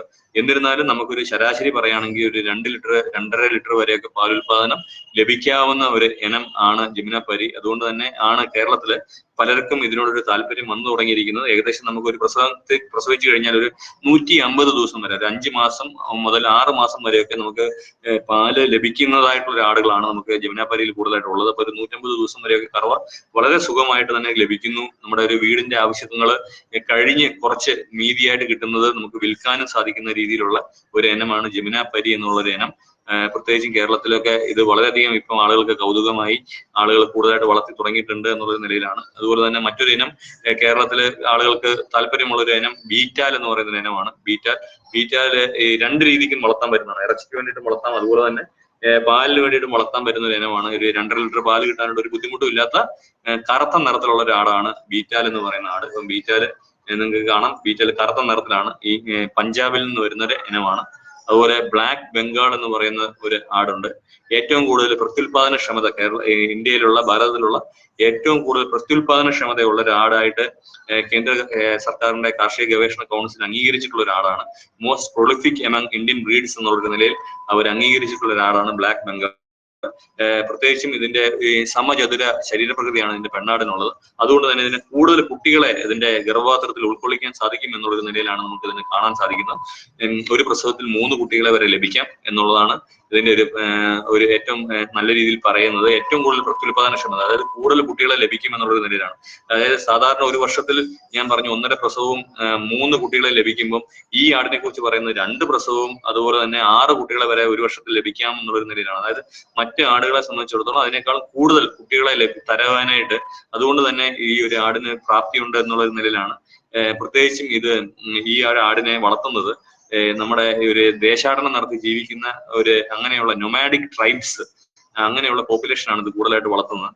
അപ്പം നമ്മുടെ ദേശാടനം നടത്തി ഒരു സ്ഥലത്ത് നിന്ന് വേറൊരു സ്ഥലത്തേക്ക് അവരുടെ ടെന്റുകളിലേക്ക് യാത്ര ചെയ്യുന്ന അങ്ങനെയുള്ളവരുടെ കൂടെ നടക്കുന്ന ഒരു ആട് എന്നുള്ള നിലയിൽ ഇതിന് പ്രത്യേകിച്ച് തീറ്റയൊന്നും കൊടുക്കാതെ തന്നെ അവര് പക്ഷെ ഒത്തിരി പ്രത്യുൽപാദനം നടത്തുന്നു. അതുകൊണ്ട് തന്നെ അങ്ങനെ ദേശാടനം നടത്തി ജീവിക്കുന്നവർക്ക് ഒരു അല്പം പോലും തന്നെ മാംസ്യത്തിന്റെ കുറവുകൾ ഒന്നും വരുന്നില്ല എന്നുള്ളൊരു പഠനം നമ്മുടെ ഇവിടെ വന്നു. നമ്മുടെ യുണൈറ്റഡ് നേഷൻസിന്റെ ഒരു FAO ഫുഡ് ആൻഡ് അഗ്രികൾച്ചർ ഓർഗനൈസേഷന്റെ ഒരു പഠനത്തിൽ വന്നപ്പോഴാണ് ഈ ബ്ലാക്ക് ബംഗാളിന്റെ ഒരു പ്രത്യേകത നമുക്ക് മനസ്സിലാക്കിയത്. അതായത് നോമാഡിക് ട്രൈബ്സില് മറ്റ് ഇന്ത്യയിലെ പല സ്ഥലങ്ങളിലുള്ള, ഇത് ബംഗാളിലും ഒറീസയിലും ഉള്ള ആളുകളാണ് ഈ ബ്ലാക്ക് ബംഗാൾ ആടുകളെ വളർത്തുന്നത്. മറ്റുള്ളവർക്കൊക്കെ തന്നെ മാംസ്യത്തിന്റെ കുറവുള്ളതുകൊണ്ട് കുട്ടികൾക്കൊക്കെ ക്വാഷിയോർക്കർ മരാസ്മസ് പോലെയുള്ള അസുഖങ്ങൾ വരുന്ന സാഹചര്യത്തില് ഈ ബ്ലാക്ക് ബംഗാൾ വളർത്തുന്ന ഈ ഒറീസയിലും ബീഹാറിലും ഒക്കെയുള്ള വെസ്റ്റ് ബംഗാളൊക്കെയുള്ള ഇങ്ങനെയുള്ള ദേശാടനം നടത്തി ജീവിക്കുന്ന ആളുകൾക്ക് ആട്ടിറച്ചി കഴിക്കുന്നതുകൊണ്ടായിരിക്കണം അവർക്ക് ബുദ്ധിമുട്ടുകളൊന്നും ഉണ്ടാവുന്നില്ല, അവർക്ക് മാംസ്യത്തിന്റെ കുറവ് അവരുടെ ഭക്ഷണത്തിൽ ഇല്ല എന്നുള്ളൊരു തെളിഞ്ഞിരുന്നു. അങ്ങനെയാണ് ബ്ലാക്ക് ബംഗാൾ വളരെയധികം ആളുകളുടെ താല്പര്യത്തിലേക്ക് വരാനായിട്ടുള്ള ഒരു സാഹചര്യം ഉണ്ടായത്. ജനനഭാരം വളരെ കുറവാണ്, 600 ഗ്രാം ഒക്കെ കുട്ടികൾക്ക് ഉണ്ടാവുള്ളൂ. 3 കുട്ടികളെ വരെ ലഭിക്കും. ഇപ്പൊ അതായത് 3 കുട്ടികളെ, ഒരു 600 ഗ്രാം ശരാശരി ഭാരമുള്ള 3 കുട്ടികളെയാണ് ലഭിക്കുന്നത്. ആടിന്റെ പരമാവധി ഭാരം തന്നെ ഒരു 15 കിലോ 18 കിലോയ്ക്ക് കൂടുതലൊന്നും ഭാരം വരുന്നില്ല. ചെറിയ ആടുകളാണ്, ചെറിയ ആടുകളും കൂടുതൽ കുട്ടികളെ തരുന്ന ഒരു രീതിയിലുള്ള ആടുകളാണ്. നമുക്ക് വേറൊരു ആട്, പ്രത്യേകിച്ചും നമ്മുടെ കൂടുതലായിട്ട് ആളുകൾക്ക് താല്പര്യമുള്ള ഒരു ആട് ബാർബറി എന്ന് പറയുന്ന ഒരാടാണ്. ബാർബറി വെള്ളയില് ബ്രൗൺ കുത്തുകളുള്ള ഈ ഒരു ആട് പ്രത്യേകിച്ചും നമുക്ക് കേരളത്തിൽ നിന്ന് ഒത്തിരി പേര് വളർത്തുന്നതായിട്ട് നമുക്ക് കാണാൻ സാധിക്കും. സിരോഹി, ഈ ഒരു ചോക്ലേറ്റ് ബ്രൗൺ കളറിനകത്ത് ഡാർക്ക് ബ്രൗൺ കുത്തുകളോട് കൂടിയുള്ള സിരോഹി എന്ന് പറയുന്ന ആട് രാജസ്ഥാനിൽ നിന്ന് കൊണ്ടുവന്ന ഒരാടാണ്. ഇന്ന് കേരളത്തില് നിരവധി പേര് വളർത്തുന്ന ഒരു ആടാണ്. പ്രത്യേകിച്ച് നമ്മുടെ ഇതിന്റെ പ്രത്യുൽപാദനക്ഷമത വളരെ കൂടുതലാണ്. അതിനോടൊപ്പം തന്നെ ഇതിന്റെ വളർച്ചാ ശേഷി വളരെ കൂടുതലാണ്. ഏകദേശം നമുക്ക് ഒരു ഇറച്ചിക്ക് വേണ്ടിയിട്ടൊക്കെ വളർത്താനായിട്ടാണെങ്കിൽ പെട്ടെന്ന് വളരുന്നു. ഒരു 6 മാസം കൊണ്ടൊക്കെ ഒരു 30 കിലോ വരെയൊക്കെ ഭാരതത്തിലേക്ക് എത്താനായിട്ട് സാധിക്കുന്ന രീതിയിൽ വളർച്ചാ ശേഷി കൂടുതലുള്ള ഒരു ഇനമാണ് സിരോഹി. അപ്പൊ സിരോഹി നമുക്ക് നിരവധി പേര് വളർത്തുന്നുണ്ട്. സിരോഹിയുടെ ഒരു ഫാമിന്റെ ഒരു ചിത്രം നിങ്ങൾക്ക് കാണിച്ചുതരാം. ഒരു ജക്രാന എന്ന് പറയുന്ന മറ്റൊരു രാജസ്ഥാനിലെ ഒരു ആടുണ്ട്. ഒസ്മാനാബാദി എന്ന് പറയുന്ന മഹാരാഷ്ട്രയിൽ നിന്ന് കൊണ്ടുവരുന്ന ഒരു ആടുണ്ട്. ഗഞ്ചം എന്ന് പറഞ്ഞ് ഒറീസയിൽ നിന്ന് കൊണ്ടുവരുന്ന ഒരു ആടുണ്ട്. ഇതൊന്നും പോരാതെയാണ് നമുക്ക് വിദേശ ജനുസുകൾ, പ്രത്യേകിച്ചും സാനൻ എന്ന് പറയുന്ന ഒരു ആട്. സാനൻ ഫ്രാൻസിൽ നിന്ന് ലഭിച്ചതാണ്. ഏറ്റവും കൂടുതൽ പാലുൽപാദനമുള്ള ആട്, മിൽക്ക് ക്വീൻ, പാലുൽപാദനത്തിന്റെ റാണി എന്നുള്ളൊരു നിലയിലാണ് ഈ ആടിനെ വിശേഷിപ്പിക്കുന്നത്. സാനൻ ആടുകൾ അവരുടെ പ്രത്യേകത എന്ന് പറയുന്നത് വെളുത്ത നിറമാണ്. ചെവി മുന്നോട്ടാണ് തുറക്കുന്നത്. ചെവി മറ്റാടുകളെ അപേക്ഷിച്ച് നമ്മൾ നോക്കിക്കഴിഞ്ഞാൽ ചെവി മുന്നോട്ട് തുറക്കുന്ന ആടുകളാണ് സാനൻ ആടുകൾ. സാനൻ ആടുകൾക്ക് ഏകദേശം 7 ലിറ്റർ വരെയൊക്കെ കറവ ലഭിക്കുന്നു എന്നുള്ളൊരു നിലയിലാണ് നമുക്ക് പല പഠനങ്ങളും നമ്മളെ സൂചിപ്പിക്കുന്നത്. അപ്പം ഏറ്റവും കൂടുതൽ പാലുൽപാദനമുള്ള ആട് എന്നുള്ളൊരു നിലയിൽ ഇതിനെ പാലുൽപാദനത്തിന്റെ റാണി എന്ന് വിളിക്കുന്ന സാനൻ ആട് ഫ്രാൻസിൽ നിന്നാണ്. ഫ്രാൻസിൽ നിന്ന് നമ്മൾ ഇതിന് ഇന്ത്യയിൽ കൊണ്ടുവന്ന് നമ്മൾ പല പരീക്ഷണങ്ങളും നടത്തിയിട്ടുണ്ട്. ഇത് ഇന്ത്യയിലുള്ള സാനനാടിന്റെ ഒരു ചിത്രമാണ്. ചെവി ഇപ്പോഴും മുന്നോട്ട് തന്നെയാണ് തുറക്കുന്നത്. പക്ഷെ ഇന്ത്യയിൽ എന്തുകൊണ്ടോ നമ്മുടെ സാഹചര്യമായിട്ട് ഇത് പൂർണ്ണമായിട്ട് ഒത്തുപോകാഞ്ഞതുകൊണ്ട് നമ്മുടെ ഇതിന്റെ പാലുൽപാദനത്തിന്റെ കാര്യത്തിൽ ഇത് താഴോട്ട് വന്നു. 7 ലിറ്ററിന് പോയിട്ട് 2 ലിറ്റർ പോലും കിട്ടാത്ത ഒരു അവസ്ഥ നമുക്ക് ഉണ്ടായിട്ടുണ്ട് എന്നുള്ളൊരു സത്യാവസ്ഥ നമുക്ക് പറയാതിരിക്കാൻ വയ്യ. അപ്പം ഇങ്ങനെ നമ്മൾ വിദേശ ജനുസുകൾ, നമുക്ക് ഇത്രയും ഇന്ത്യയിലെ ജനുസുകൾ ഉള്ളതുകൊണ്ട് പോലും നമുക്ക് വിദേശ ജനുസുകളെ കൊണ്ടുവന്നിട്ട് പ്രത്യേകിച്ച് ഒരു പ്രയോജനം ഇല്ലാത്തതുകൊണ്ടാണ് നമ്മളിപ്പോഴും മലബാറി ആട് തന്നെ നല്ലത് എന്നുള്ളൊരു നിലയിലേക്ക് എത്തുന്നത്. മറ്റൊരു ആട്, വിദേശ ജനുസായ ആടാണ് ബൊയർ എന്ന് പറയുന്ന ഒരു ആട്. ഈ ബൊയർ ആട് പ്രത്യേകിച്ചും നമുക്ക് 2 കുട്ടികളെ വരെ തരും. പെട്ടെന്ന് അതിന്റെ വളർച്ചാ ശേഷിയുണ്ട്. 6 മാസം കൊണ്ട് ഒരു 28 കിലോ ഒക്കെ ഭാരം വരാനായിട്ട് ഒരു ബുദ്ധിമുട്ടും ഇല്ല. നല്ല രീതിയിൽ ഇറച്ചി, നല്ല പ്രത്യേക ഒരു കൺസിസ്റ്റൻസി ഉള്ള ഒരു ആടാണ് ബൊയർ ആട്. സൗത്ത് ആഫ്രിക്കയിൽ നിന്ന് കൊണ്ടുവന്ന ഒരു ആടാണ്. ഇത് നമ്മുടെ ഇവിടെ കേരള കന്നുകാലി വികസന ബോർഡ് ധോണി പാലക്കാട് ആണ് ഇതിനെ ആദ്യമായിട്ട് കേരളത്തിൽ കൊണ്ടുവരാനും ആണ് ഇതിനെ കൂടുതലായിട്ട് ഇതിന്റെ ബ്രീഡിംഗ് ഒക്കെ കൂടുതൽ ഡെവലപ്പ് ചെയ്യാനായിട്ടൊക്കെ സാധിച്ചത്. ഈ പ്രത്യേകിച്ചും നമ്മുടെ അന്താരാഷ്ട്ര മാർക്കറ്റിൽ ഈ ബോയർ ആടുകൾക്ക് പ്രത്യേകിച്ച് ഒരു ഡിമാൻഡാണ്. മൊത്തത്തിൽ ഈ ടണ്ടൂരിയൊക്കെ ആയിട്ട് വെക്കാനായിട്ടൊക്കെ മൊത്തത്തിൽ കൊന്നും ചില പീസുകളായിട്ടൊക്കെ വേറെ രീതിയിലൊക്കെ തന്നെ ഈ ബോയർ ആടുകൾ വിപണിയിലേക്ക് എത്തുന്നുണ്ട്. ഇതൊന്നും പോരാതെ നമുക്ക് വേണമെങ്കിൽ ഓമന മൃഗങ്ങളായിട്ട് വരെ നമുക്ക് ആടുകളെ വളർത്താനായിട്ട് നമുക്ക് ഈ പറഞ്ഞ പിഗ്മി ആട് എന്ന് പറയുന്ന ചെറിയ കുഞ്ഞൻ ആടുകളുണ്ട്. ഇപ്പൊ നിങ്ങൾക്ക് ചിത്രത്തിൽ കാണുന്ന പോലെ 1-2 പ്രസവിച്ച ആടുകളാണ് ഇതെല്ലാം. പക്ഷെ എന്നാൽ അതിന്റെ പരമാവധി വലിപ്പം ഇത്രയേ ഉള്ളൂ. ഒരു പ്ലാസ്റ്റിക് കസേര ഞാൻ അവിടെ ഇടാൻ കാരണം നിങ്ങൾക്ക് ആ വലിപ്പം മനസ്സിലാക്കാൻ വേണ്ടിയിട്ടാണ്. വളരെ ചെറിയ കുഞ്ഞൻ ആടുകളാണ്. കറുപ്പ് നിറത്തിലും വെളുത്ത നിറത്തിലും വരുന്ന ഈ കുഞ്ഞൻ ആടുകൾ ഇവർക്ക് പരമാവധി പോയി കഴിഞ്ഞാൽ നമുക്ക് ഇതിനകത്ത് ഒരു 100-200 മില്ലി പാല് വരുന്ന ആ ഒരു രീതിയിലാണ്. അപ്പൊ നമുക്ക് പ്രയോജനം എന്ന് പറയുന്നത് ഇതിന്റെ ഒരു ഓമനത്വം, ഇതിനെ ഒരു ഓമനിക്കാനുള്ള ഒരു വകുപ്പ് എന്നൊക്കെയുള്ള നിലയിൽ ഇതിനൊരു ഓമന മൃഗമായിട്ട്, ഒരു പെറ്റ് ആയിട്ടൊക്കെ തന്നെ നിരവധി പേര് വളർത്തുന്നു എന്നുള്ളൊരു നിലയിലാണ്. ഇങ്ങനെ ഒരു സംഭവം ഒരുപക്ഷെ നിങ്ങൾക്ക് ഇതിപ്പോ സിരോഹിയെയും ജമുനാപരിയും കൂടെ ഇണചേർത്ത ഒരു അവസ്ഥയാണ്.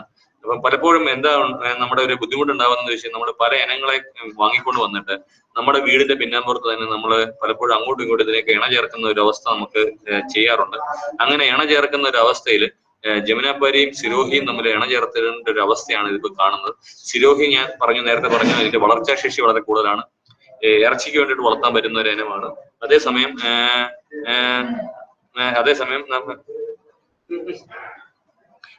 നമുക്ക് സിരോഹി നമുക്ക് ഇറച്ചിക്ക് വേണ്ടിയിട്ട് വളർത്താൻ പറ്റുന്ന ഒരു ഇനമാണ്. ജമുനാപരി പാലുൽപാദനത്തിന് വേണ്ടിയിട്ട് നല്ലൊരു ഇനമാണ്. പക്ഷെ നമ്മളിത് ഇണ ചേർത്ത് വരുമ്പോഴത്തേക്ക് ഒരുപക്ഷെ 2 ഗുണങ്ങളും നമുക്ക് ഇല്ലാതെ വരാം എന്നുള്ളൊരു നിലയിൽ നിങ്ങൾ എല്ലാവരും തന്നെ നമുക്ക് നമ്മുടെ ഒരു ബുദ്ധിമുട്ടെന്ന് പറയുന്നത് നമുക്ക് ഈ പറഞ്ഞ പോലെ അങ്ങനെ ഒരു സംഭവം ഉണ്ടാവാം. നമുക്ക് ചിലപ്പം മികവ് രണ്ട് ഭാഗത്തെ മികവ് നഷ്ടപ്പെട്ടു പോയി, പാലുൽപാദനം കുറഞ്ഞു, ഇറച്ചിയുടെ വളർച്ചാ ശേഷിയും കുറഞ്ഞു എന്നുള്ളൊരു അവസ്ഥ നമുക്ക് ഉണ്ടാവാം. അതുകൊണ്ട് തന്നെ ഇനങ്ങളായിട്ട് തന്നെ നമുക്ക് നിലനിർത്താൻ സാധിക്കുകയാണെങ്കിൽ അതായിരിക്കും ഏറ്റവും ഉചിതം. ഓരോ ഇനത്തിനും അത് ഉണ്ടായി വന്നത്, ഓരോ ഇനം ഉരുത്തിരിഞ്ഞു വന്നത് 10-200 വർഷത്തെ ഒരു പരിശ്രമം കൊണ്ടാണ്. അപ്പൊ 200 വർഷത്തെ ഒരു പരിശ്രമത്തെ നമ്മൾ ഒറ്റ നിമിഷം കൊണ്ട് നമ്മുടെ വീടിന്റെ പിന്നാമ്പുറത്ത് അതിനെ നശിപ്പിച്ചിട്ട് അതിന് പ്രത്യേകിച്ചിട്ട് അർത്ഥമില്ല എന്നുള്ളൊരു നിലയിൽ നിങ്ങളുടെ ശ്രദ്ധ ആകർഷിക്കുകയാണ്. അപ്പൊ അതുകൊണ്ട് തന്നെ ഒരു ഇനത്തിനെ വളർത്തുന്നുണ്ടെങ്കിൽ ആ ഇനത്തിനെ തന്നെ വളർത്താനും അതിലേക്ക് നമ്മൾ കൂടുതൽ നല്ല രീതിയിൽ നമുക്ക് അതിനെ വളർത്താൻ സാധിക്കാനുള്ള ഒരു പരിശ്രമം നമ്മുടെ ഭാഗത്ത് നിന്ന് ഉണ്ടാവുന്ന ഉചിതമായിരിക്കാം എന്നുള്ളത് പറയുന്നു.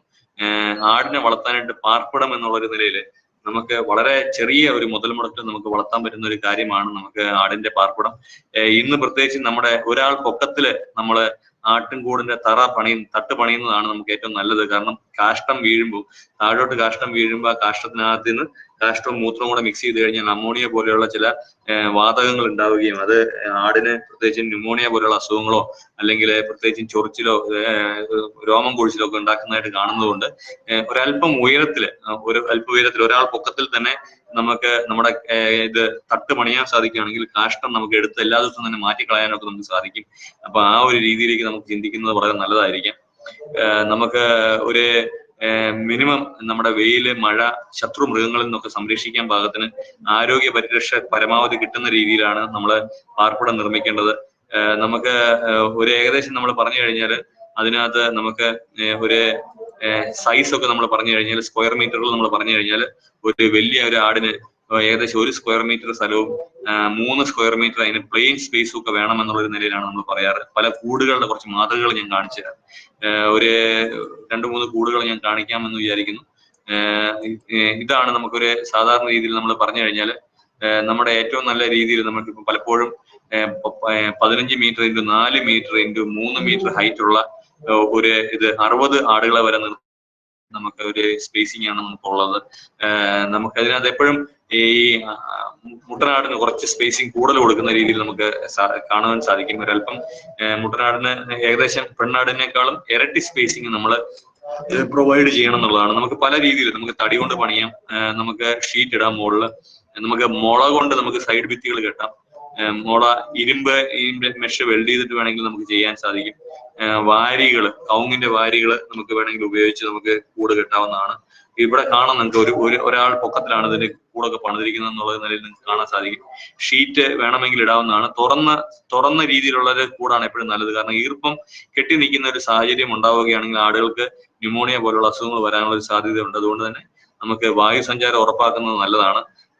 ഈവൻ നമ്മുടെ കടൽ തീരത്തൊക്കെ ആണെങ്കിൽ അത് നമുക്ക് മണലിൽ തന്നെ നമുക്ക് വേണമെങ്കിൽ, കടൽ തീരത്താണെങ്കിൽ മണലിൽ തന്നെ നമുക്ക് വളർത്താൻ സാധിക്കും. പക്ഷെ കാഷ്ടം നമുക്ക് നഷ്ടപ്പെട്ടു പോകും. കാരണം കാഷ്ടം നമുക്ക് മണലിൽ നിന്ന് തിരിച്ചെടുക്കൽ കുറച്ച് ബുദ്ധിമുട്ടായിരിക്കാം എന്നുള്ള നിലയിൽ നമുക്കതൊന്ന് പറയാൻ സാധിക്കണം. പക്ഷെ പല ഫാമുകളിലും നമുക്ക് ഇങ്ങനെയും വളർത്തുന്നതായിട്ട് നമുക്ക് കാണാൻ സാധിക്കുന്നുണ്ട്.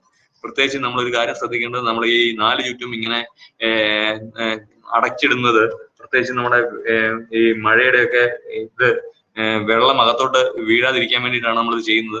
പിന്നെ ചില നമ്മുടെ അന്ധവിശ്വാസങ്ങൾ കാരണം നമ്മുടെ ഈ അയൽവാസികളുടെ കണ്ണ് വെട്ടാതിരിക്കാനുള്ള രീതിയിലാണ് നമ്മളിത് മൂടിയിടുന്നത്. ഈ മൂടിയിടുന്നത് വളരെ അപകടം പിടിച്ചൊരു കാര്യമാണ്. കാരണം നമുക്ക് വായു സഞ്ചാരം ഉറപ്പാക്കാൻ സാധിക്കണം.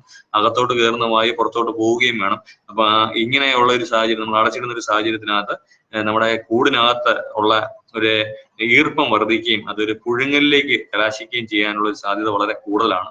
അപ്പൊ അത് ഒന്ന് പ്രത്യേകം ശ്രദ്ധിക്കണം. ഇങ്ങനെ കൂടൊക്കെ സദാസമയം മുഴുവൻ മൊത്തത്തിൽ പ്ലാസ്റ്റിക്കിൽ കെട്ടിവെക്കുന്നത് ഒരു സാഹചര്യം നമുക്ക് ഒഴിവാക്കാനായിട്ട് സാധിക്കണം എന്നുള്ളതും കൂടെ പറയാണ്. ആടിനെ സംബന്ധിച്ചിടത്തോളം ആടിന് ഒരു നമുക്കൊരു കൂടും, ആ കൂടിന്റെ കൂടെ തന്നെ ആടിനെ നടക്കാനുള്ള ഒരു സ്പേസും ഒക്കെ കൊടുക്കുന്നത് വളരെ നല്ലതായിരിക്കും. ആടിനെ സംബന്ധിച്ചിടത്തോളം ആട് രാത്രി നേരങ്ങളിൽ കൂടുതൽ നിൽക്കുകയും പകൽ സമയങ്ങളിൽ അതിൽ നിന്ന് അഴിച്ച് കുറച്ചു നേരത്തേക്ക് നടക്കാനും തിരിച്ചു വരാനും ഒക്കെ ഉള്ള സാഹചര്യം ഉണ്ടെങ്കിൽ നമ്മൾ മുട്ടനാടിനെ എവിടെയെങ്കിലും ഒന്ന് കെട്ടി നിർത്തി കഴിഞ്ഞാൽ മതിയുള്ള പെണ്ണാടുകൾ തന്നെ മുട്ടനാടിന്റെ അടുത്ത് വന്ന് നിൽക്കും.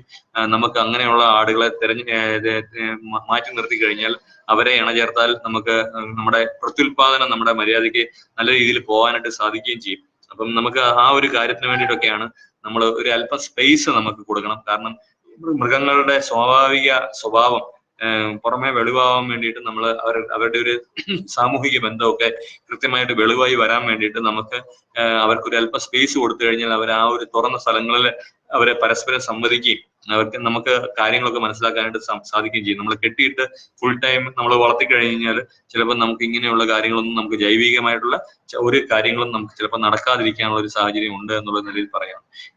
ചില ഫാമുകളിൽ നിന്ന് നമുക്ക് കാഷ്ടം കൃത്യമായിട്ടും ഒരു ടാങ്കിലോട്ടൊക്കെ ശേഖരിക്കുന്നതായിട്ട് നമുക്ക് കാണാം.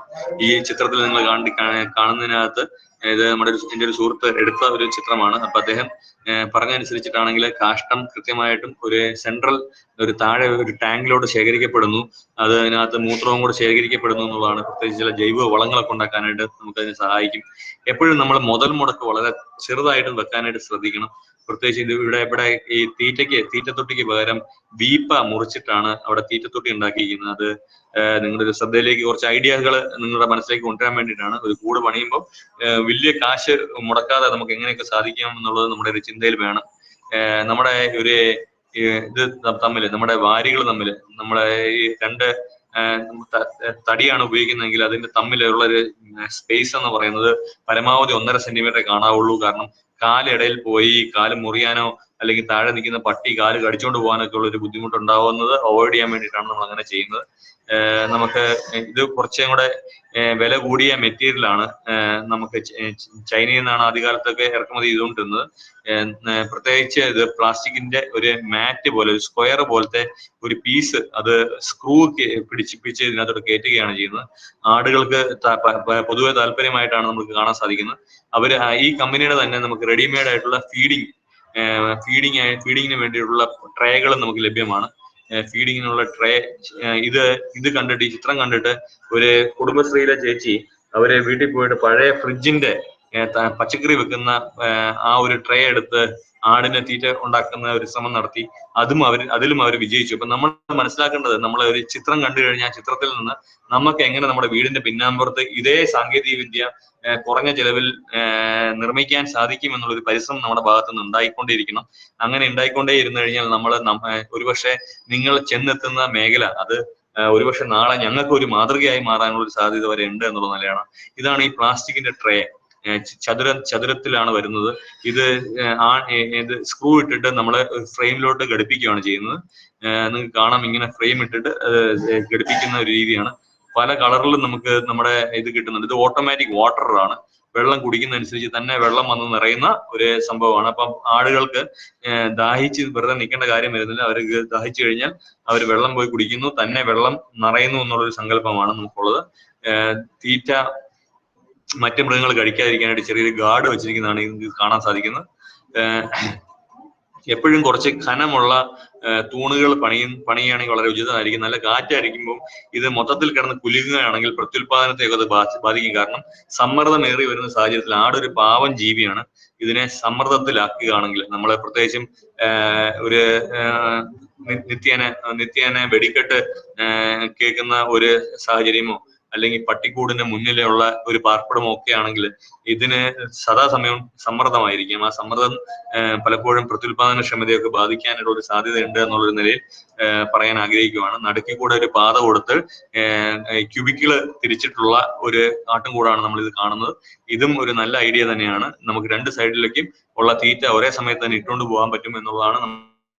നമ്മുടെ ഫാം വിജയത്തിലേക്കാണ് പോകുന്നത്. മൊത്തം കുട്ടികളുടെ എണ്ണം ഒരു 10-16 കുട്ടികളെ നമുക്ക് ലഭിച്ചു കഴിഞ്ഞാൽ നമ്മുടെ ഫാം ലാഭത്തിലേക്കാണ് പോകുന്നത് എന്നുള്ള നിലയിലാണ് നമ്മൾ അനുമാനിക്കുന്നത്. ഏറ്റവും അനുയോജ്യമായ സ്ഥലത്തിലാണ് നമ്മളത് തുടങ്ങേണ്ടത്. വളർത്തുന്ന ജനുസുകളുടെ നമ്മൾ ആദ്യമേ തന്നെ ഏത് ജനുസിനെ വളർത്തണം എന്നുള്ളൊരു നിലയിൽ നമ്മൾ ആ ഒരു കാര്യത്തിലേക്ക് എത്തണം. അത് നമ്മുടെ കാലാവസ്ഥയായിട്ട് യോജിക്കുന്നതും നമ്മുടെ ആവശ്യങ്ങൾക്കനുസരിച്ചും വേണം നമ്മൾ അത് നിശ്ചയിക്കാനായിട്ട്.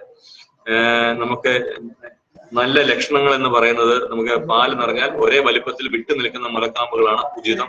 മാർദ്ദവമുള്ള അകിടുകളുള്ള ആട് നല്ലതാണ്. തുടുത്ത പാൽഞരമ്പുകളുള്ള ആട് വളരെ നല്ലതായിരിക്കാം. തിളങ്ങുന്ന കണ്ണുകൾ, നനവുള്ള മൂക്ക്, മിനുസമുള്ള രോമം, എന്നതൊക്കെ തന്നെ നമുക്ക് ഒരു ആരോഗ്യത്തിന്റെ ലക്ഷണമായിട്ട് നമുക്ക് പറയാൻ സാധിക്കും. പെണ്ണാടുകൾക്ക് പാലിന്റെ അളവ്, ശരീര തൂക്കം, കുട്ടികളുടെ എണ്ണം, പ്രസവങ്ങളുടെ ദൈർഘ്യക്കുറവ്, മുലക്കാമ്പ്, അകിട്, പാൽഞരമ്പ് എന്നിവയുടെ ഒക്കെ ഒരു പ്രത്യേകതയൊക്കെയാണ് നമ്മൾ നോക്കുന്നത്. പ്രത്യേകിച്ച് നമ്മളെ ശരീര തൂക്കം, വലിപ്പം, പ്രസവങ്ങളുടെ തമ്മിലുള്ള ദൈർഘ്യക്കുറവും ഒക്കെ തന്നെ നമ്മൾ നോക്കേണ്ടതായിട്ടുണ്ട്. നമ്മൾ മുട്ടനാടിനെ തിരഞ്ഞെടുക്കുമ്പോഴും പെണ്ണാടിനെ തന്നെയാണ് നമ്മൾ നോക്കുന്നത്. മികച്ച പെണ്ണാടിന്റെ മകനായ മുട്ടനാടിനെയാണ് നമ്മൾ മുട്ടനാടായിട്ട് ഇണ ചേർക്കാൻ വേണ്ടിയിട്ട് നമ്മൾ ഉപയോഗിക്കുന്നത്. നമ്മൾ പ്രത്യേകിച്ചും ആ ഒരു രീതിയിൽ ശരീര തൂക്കം, തള്ളയാടിന്റെ കൂടപ്പിറപ്പുകളുടെ പാലുൽപാദന ശേഷി, പ്രത്യുൽപാദന ശേഷി, ഇതൊക്കെ തന്നെ നമ്മൾ കണക്കാക്കിയിട്ട് വേണം നമ്മുടെ ഫാമിൽ എത്ര ആടുകൾ നിർത്തണം എന്നുള്ളത് നമുക്ക് മനസ്സിലാക്കാനായിട്ട്. ആടിനെ വളർത്തുമ്പം കറവ നമ്മള് എളുപ്പത്തിൽ കറക്കാൻ പറ്റുന്ന ആടുകളെ വേണം നിർത്താനായിട്ട്. പ്രത്യേകിച്ചും നമുക്ക് ഈ ചിത്രത്തിൽ കാണാൻ വിദേശികളെല്ലാം കറന്നു പോകുന്നുണ്ട്. പക്ഷെ സ്വദേശികൾ വളരെ കുറച്ചു പേര് മാത്രമേ നമ്മൾക്ക് സ്വന്തം വീട്ടിലെ ആടുകളുടെ കറവ നടത്തുന്നുള്ളൂ എന്നുള്ളൊരു സ്ത്രീവിശേഷമാണ്. ഈ പ്രത്യേകിച്ച് നമ്മുടെ മുട്ടുകാലിലൊക്കെ നിന്ന് നമ്മൾ ആട് വട്ടം ചുറ്റുന്നതനുസരിച്ച് നമ്മളും വട്ടം ചുറ്റിയൊക്കെ വളരെ കഷ്ടപ്പെട്ടിട്ടാണ് പലരും ആടിൽ നിന്ന് കറവ എടുക്കുന്നത്. ഇന്ന് കറവ യന്ത്രങ്ങളൊക്കെ ലഭ്യമാണെങ്കിലും ചെറിയൊരു ആടിന് ഒരു 5 ആടൊക്കെ ഉള്ള ഒരു കൂട്ടില് നമുക്ക് കൈക്കറവ തന്നെയാണ് എപ്പോഴും ഉചിതം. ആ കൈക്കറവയ്ക്ക് വേണ്ടിയിട്ട് നിന്ന് തരുന്ന ആടുകളെ അങ്ങനെയുള്ള ആടുകളെ വേണം നമ്മൾ സമീപിക്കാനായിട്ട്. ഏറ്റവും നല്ല രീതിയിൽ ഞാൻ നേരത്തെ പറഞ്ഞു, പാല് നിറഞ്ഞു കഴിഞ്ഞാൽ പിൻവശത്തെ നോക്കിക്കഴിഞ്ഞാൽ ഈ കാമ്പുകൾ തമ്മിൽ നല്ല അകലം ഉണ്ടാവണം. അതുപോലെ തന്നെ നമുക്ക് പറയാൻ സാധിക്കും കൃത്യമായ സമയത്തിനും അളവിനും നമുക്ക് ശരിക്കും തീറ്റ കൊടുക്കാൻ സാധിക്കണം. കൃത്യമായ ഒരു സമയത്തിനാണ് നമ്മൾ തീറ്റ കൊടുക്കേണ്ടത്. അതുപോലെ തന്നെ അത് ആ സമയമാകുമ്പോഴത്തേക്ക് ആട് നമ്മളെ ഓർപ്പിച്ചോളും. കരഞ്ഞുകൊണ്ട് ഓർപ്പിക്കുന്ന ഒരു സാഹചര്യത്തിൽ നമുക്ക് എത്തിക്കാൻ സാധിക്കും. അളവ് കൃത്യത പാലിക്കുകയാണെങ്കിൽ നല്ലതാണ്. ഒരു ദിവസം കൂടുതൽ കൊടുക്കുകയും ഒരു ദിവസം കുറച്ചു കൊടുക്കുകയും ചെയ്യുന്നത് രാസാഗ്നി ദഹനത്തെയൊക്കെ ബാധിക്കാനുള്ള സാധ്യതയുണ്ട്. തവണകൾ തമ്മിൽ കൃത്യമായിട്ടൊരു ദൈർഘ്യം ഉണ്ടാക്കുകയും ഒന്നിച്ചു കൊടുത്താൽ മത്സരിച്ച് തിന്നുമെന്നുള്ളൊരു സാഹചര്യമുണ്ട്. അതായത് 2 ആടുകളുടെ നടുക്ക് നമ്മുടെ ഈ ഇലകളൊക്കെ കെട്ടിത്തൂക്കിയിട്ട് കഴിഞ്ഞാൽ നിന്നേക്കാളും കൂടുതൽ ഞാൻ തിന്നുമെന്നുള്ളൊരു നിലയിൽ ഒരു മത്സര ബുദ്ധിയോടുകൂടി 2 ആടുകളും തമ്മിൽ മത്സരിച്ച് കഴിക്കാനുള്ള സാധ്യതയുണ്ട്. മഴക്കാലത്തും സന്ധ്യാസമയത്തും ഇത് കൂടുതലായിട്ട് തിന്നും. അതും ഈ ഒരു സാഹചര്യം കൊണ്ട് തന്നെയാണ് ഇനിയൊന്നും കിട്ടാനില്ല എന്നുള്ളൊരു നിലയിൽ യജമാനിൽ നിന്ന് കിട്ടുന്ന ആ ഒരു ഇതിൽ നിന്നാണ് നമുക്ക് ആട് ആ ഒരു ശീലത്തിലേക്ക് എത്തുന്നത്. അപ്പം നമുക്ക് പ്രത്യേകിച്ചും ആടിനെ സംബന്ധിച്ചിടത്തോളം ആടിന് തീറ്റ വേണം, ഇലകൾ വേണം. 2 കാര്യങ്ങളാണ് വേണ്ടത്. ഒന്ന് സാന്ദീകൃത ആഹാരവും ഒന്ന് പരീക്ഷാഹാരവും. സാന്ദീകൃത ആഹാരം ഏകദേശം നമ്മൾ പറയുകയാണെങ്കിൽ 300 ഗ്രാം തീറ്റ ആടിന്റെ തീറ്റയാണ് നമ്മൾ ഒരു ദിവസം കൊടുക്കേണ്ടത്. ഈ പരീക്ഷാഹാരം എന്ന് പറയുമ്പോൾ നമുക്ക് ഏകദേശം പുല്ലാണെങ്കിൽ ഒരു 3 കിലോ വരെയൊക്കെ കൊടുക്കേണ്ടതായിട്ട് വരും. ഇനി പുല്ലല്ല മരത്തിന്റെ ഇലകളാണെങ്കിൽ അതിനകത്ത് ഇത് കൂടുതലാണ്, അതിനകത്ത് മാംസ്യം കുറവാണ്, അതിനകത്ത് ഉണങ്ങാനുള്ള സാധനങ്ങൾ കൂടുതലായതുകൊണ്ട് അങ്ങനെ ഒരു സാഹചര്യത്തിൽ നമുക്ക് പ്രത്യേകിച്ചും നമുക്ക് കൂടുതലായിട്ട് നമുക്ക് ആടിന് 3 എന്നുള്ളത് വേണമെങ്കിൽ ഒരല്പം കുറച്ചു കഴിഞ്ഞാൽ നമുക്ക് കൊടുക്കാനായിട്ട് സാധിക്കും. അപ്പം മരയിലകൾ, പുല്ല് അല്ലെങ്കിൽ പിന്നെ അത് രണ്ടുമാണ് നമുക്ക് പരീക്ഷാഹാരമായിട്ട് പറയാൻ സാധിക്കുന്നത്. ആടിന്റെ തീറ്റയാണ് നമ്മൾ സാന്ദീകൃത ആഹാരമായിട്ട് പറയുന്നത്. അപ്പം ഒരു തീറ്റ ഉണ്ടാക്കണമെങ്കിൽ അതിനകത്ത് 3 കാര്യങ്ങളാണ് പ്രധാനമായിട്ട് വേണ്ടത്. ഒന്ന്, തീറ്റയ്ക്കകത്ത് ഊർജ്ജം വേണം. ഈ തീറ്റയ്ക്കകത്ത് ഊർജ്ജം കിട്ടുന്നത് ചോളമോ അല്ലെങ്കിൽ ബാജറയോ മേടിച്ചിട്ടാണ്. ഇപ്പൊ തീറ്റയെ സംബന്ധിച്ചിടത്തോളം തീറ്റയ്ക്കകത്ത് 3 ഘടകങ്ങളുണ്ട്. ഒരു ആടിന്റെ തീറ്റയാണെങ്കിൽ പശുവിന്റെ തീറ്റയാണെങ്കിലും അതിനകത്ത് 3 ഘടകങ്ങളുണ്ട്. ഒന്ന് ഊർജ്ജദായിനിയായിട്ടുള്ള ഒരു ഭാഗം ഉണ്ടാവും, ഒന്ന് മാംസ്യദായിനിയായിട്ടുള്ള ഒരു മാർഗം ഉണ്ടാവും, മൂന്ന് ഇതിന്റെ രണ്ടിനുമല്ലാതെ നാര് കൂടുതലായിട്ട് കിട്ടാൻ വേണ്ടിയിട്ടും വയറ് നിറയ്ക്കാനും വേണ്ടിയിട്ടുള്ള കാര്യങ്ങളുണ്ടാവും. അപ്പം അതിനകത്ത് പ്രധാനമായിട്ടും തീറ്റയ്ക്കകത്ത് ഊർജ്ജത്തിന് വേണ്ടിയിട്ട് ചേർക്കുന്നത് ധാന്യങ്ങളാണ്. പ്രത്യേകിച്ചും ചോളം, അതുപോലെ ബാജ്ര. ഇത് രണ്ടുമാണ്. ബാജ്ര, ചോളം. ബാജ്ര നമ്മള് കമ്പെന്നും പറയാറുണ്ട്.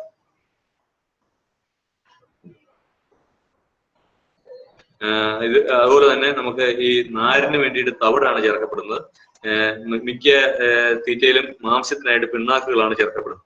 അപ്പൊ ഒരു 35% പിണ്ണാക്കും 35% ധാന്യങ്ങളും ഏകദേശം 30% നമ്മുടെ ഇതും ആയിക്കഴിഞ്ഞാൽ 30% നമുക്ക് തവിടും ആയി കഴിഞ്ഞാൽ നമുക്ക് ഇത് 3 കൂടെ ചേർത്ത് കഴിഞ്ഞാൽ നമുക്ക് ആടിന്റെ തീറ്റ തയ്യാറായി കഴിഞ്ഞു എന്നുള്ളൊരു നിലയിൽ നമുക്ക് വേണമെങ്കിൽ അനുമാനിക്കാൻ സാധിക്കും.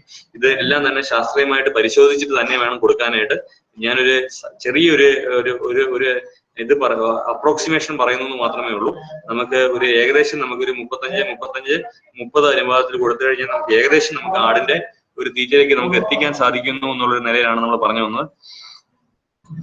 ഇങ്ങനെയുള്ള തീറ്റകള്, ഇങ്ങനെയുള്ള ധാന്യങ്ങളും അതുപോലെ തന്നെ തവിടും അതുപോലെ പിണ്ണാക്കും എല്ലാം തന്നെ പല ടാങ്കുകളിലായിട്ടാണ് സൂക്ഷിച്ചു വെക്കാറ്. അത് ഇപ്പം തീറ്റ ഉൽപ്പാദിപ്പിക്കുന്ന ഒരു കമ്പനിയാണെങ്കിൽ ഒരു പക്ഷേ നിങ്ങൾക്ക് അറിയാവുന്ന കമ്പനികൾ KSO, കേരളയോ ഒക്കെ തന്നെ ഇങ്ങനെ ടാങ്കുകളിലാണ്. നിങ്ങൾക്ക് താഴെ കാണാം അത് യഥാർത്ഥ ചിത്രം. അങ്ങനെ ടാങ്കുകളിൽ സൂക്ഷിച്ചു വെച്ചിരിക്കുന്ന തീറ്റ അവരൊരു സ്വിച്ച് ഇടുമ്പോഴത്തേക്ക് പല ടാങ്കുകളിൽ നിന്നും മില്ലിലേക്ക് വരികയും ആ മില്ലിൽ ഇത് പൊടിക്കുകയും അത് സേവനാഴി പോലെയുള്ള ഒരു യന്ത്രത്തെ കൂടെ പാസ് ചെയ്ത് വരുമ്പോഴാണ് നിങ്ങൾ ഈ കാണുന്ന തിരിത്തീറ്റ അല്ലെങ്കിൽ പെല്ലറ്റ് തീറ്റ എന്നുള്ളൊരു നിലയിലേക്ക് എത്തുന്നത്. അപ്പം അത് പ്രത്യേകിച്ച് നമുക്ക് വിപണിയിൽ നിന്ന് ആടിന്റെ തീറ്റ നമ്മൾ വാങ്ങിക്കൊടുക്കുമ്പോൾ നമ്മുടെ ലാഭത്തിലാണ് അത് കുറവുണ്ടാവുന്നത്. അതുകൊണ്ട് തന്നെ പ്രായോഗികമായിട്ട് നമ്മൾ ലോക്കലായിട്ട് തന്നെ സ്വന്തമായിട്ട് തന്നെ തീറ്റ ഉണ്ടാക്കുന്ന പല കർഷകരും ഇന്നുണ്ട്. കൂടുതൽ ലാഭം കിട്ടുന്ന രീതിയിൽ അവർ അതിന്റെ കാര്യങ്ങൾ പ്ലാൻ ചെയ്യുന്നു മാത്രം. ഇത് ഒരു ഏകദേശം നിങ്ങൾക്ക് ഒരു ഐഡിയ കിട്ടാൻ വേണ്ടിയിട്ട് നമ്മൾ തരുന്നതാണ്. വലിയ ആടിന് ഏകദേശം നമുക്കൊരു 400 ഗ്രാം തീറ്റയും 3 കിലോ വരെ പുല്ലും കൊടുക്കണം എന്നുള്ളൊരു നിലയിലാണ് നമ്മൾ പറയുന്നത്. ഇതാണ് സോർഗം എന്ന് പറയുന്ന ചെടി. സോർഗം ഒരു ധാന്യവർഗ വിളയാണ്. ഇതിനെ ഉണക്കിയെടുത്തിട്ടാണ് ഇതിന്റെ പരിഷാഹാരമായിട്ട് ഇതിന് ഹേ എന്നുള്ളൊരു നിലയിൽ കൊടുക്കുന്നത്. ചോളം തന്നെ നമുക്ക് വേണമെങ്കിലും നമുക്ക് അതൊരു ഇതായിട്ട് കൊടുക്കാം. സെൻട്രോസീമ സ്റ്റൈലോസാന്തസ് എന്നൊക്കെ പറയുന്നത് നമ്മുടെ റബ്ബർ തോട്ടങ്ങളിലൊക്കെ തന്നെ കൂടുതലായിട്ടുള്ള ഈ ഒരു പയർവർഗ ചെടികളാണ്. ഇത് മാംസ്യം കൂടുതലുണ്ട്. ആടിന് ഒരു 1/4 ഭാഗം, അതായത് മൊത്തം തീറ്റയുടെ 1/4 ഭാഗം ഒക്കെ കൊടുത്തു കഴിഞ്ഞാൽ നല്ല രീതിയിലുള്ള പെർഫോമൻസ് കിട്ടാനുള്ള ഒരു സാധ്യതയുള്ള ഒരു ഇതാണ് ചെടിയാണ് സ്റ്റൈലോസാന്തസും സെൻട്രോസീമയും. അത് നമുക്ക് തീർച്ചയായിട്ടും നമുക്ക് ഒരു പയർവർഗത്തിലുള്ളതായതുകൊണ്ട് നമുക്കത് പ്രത്യേകിച്ചും ആടിനെ സംബന്ധിച്ചിടത്തോളം അതിന് വളർച്ചാശേഷിക്ക് ഉതകുന്നതായിട്ട് നമുക്ക് കാണുവാൻ സാധിക്കും. അരിഞ്ഞു കൊടുക്കുന്നത് വളരെ നല്ലതാണ്. ആടിനെ സംബന്ധിച്ചിടത്തോളം വേസ്റ്റേജ് കുറയ്ക്കാനായിട്ട് സാധിക്കും എന്നുള്ള നിലയിൽ പറഞ്ഞു പോകുന്നതാണ്.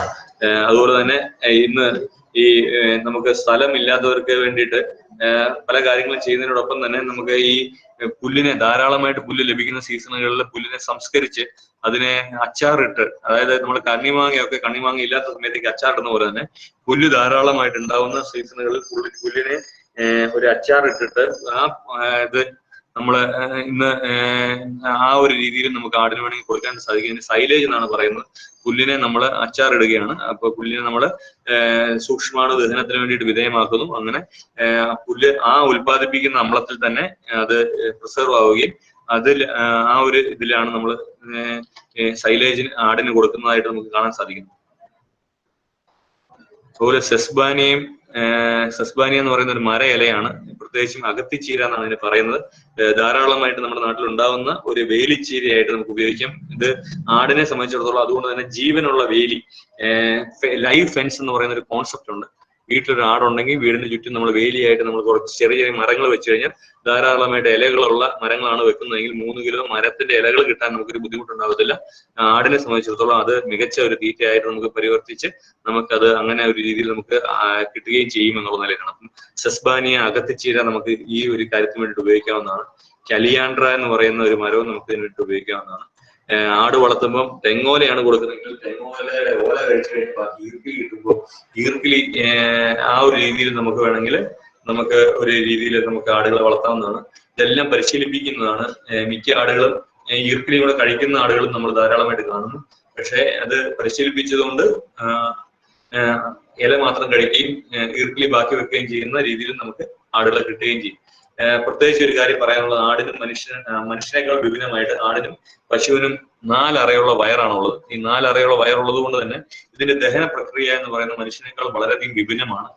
മനുഷ്യനെ സംബന്ധിച്ചിടത്തോളം മനുഷ്യൻ കഴിക്കുന്ന ഭക്ഷണം മനുഷ്യന്റെ വയറിനകത്തുള്ള അന്നനാളത്തിലുള്ള രാസാഗ്നികൾ കൊണ്ടാണ്, അത് മനുഷ്യൻ ഉൽപ്പാദിപ്പിക്കുന്ന രാസാഗ്നികൾ കൊണ്ടാണ് ദഹിപ്പിക്കപ്പെടുന്നതെങ്കിൽ പശുവിനും ആടിനെ സംബന്ധിച്ചിടത്തോളം അവർ കഴിക്കുന്ന ഭക്ഷണമൊക്കെ തന്നെ ഈ 4 അറയുള്ള വയറിനകത്ത് ആദ്യത്തെ അറയ്ക്കകത്ത് വീഴുമ്പോൾ അവിടെ സൂക്ഷ്മാണുക്കൾ ഉൽപ്പാദിപ്പിക്കുന്ന രാസാഗ്നികളാണ് അതിനെ ദഹിപ്പിക്കാനായിട്ടുള്ള പരിവർത്തനം നടത്തുന്നത്. അതുകൊണ്ട് തന്നെ പുല്ലാണെങ്കിലും മറ്റ് പരുഷാഹാരങ്ങളെല്ലാം തന്നെ ആടിനും പശുവിനും ദഹിപ്പിക്കാൻ പറ്റുന്നത് ഈ സൂക്ഷ്മാണുക്കൾ ഉള്ളതുകൊണ്ടാണ്.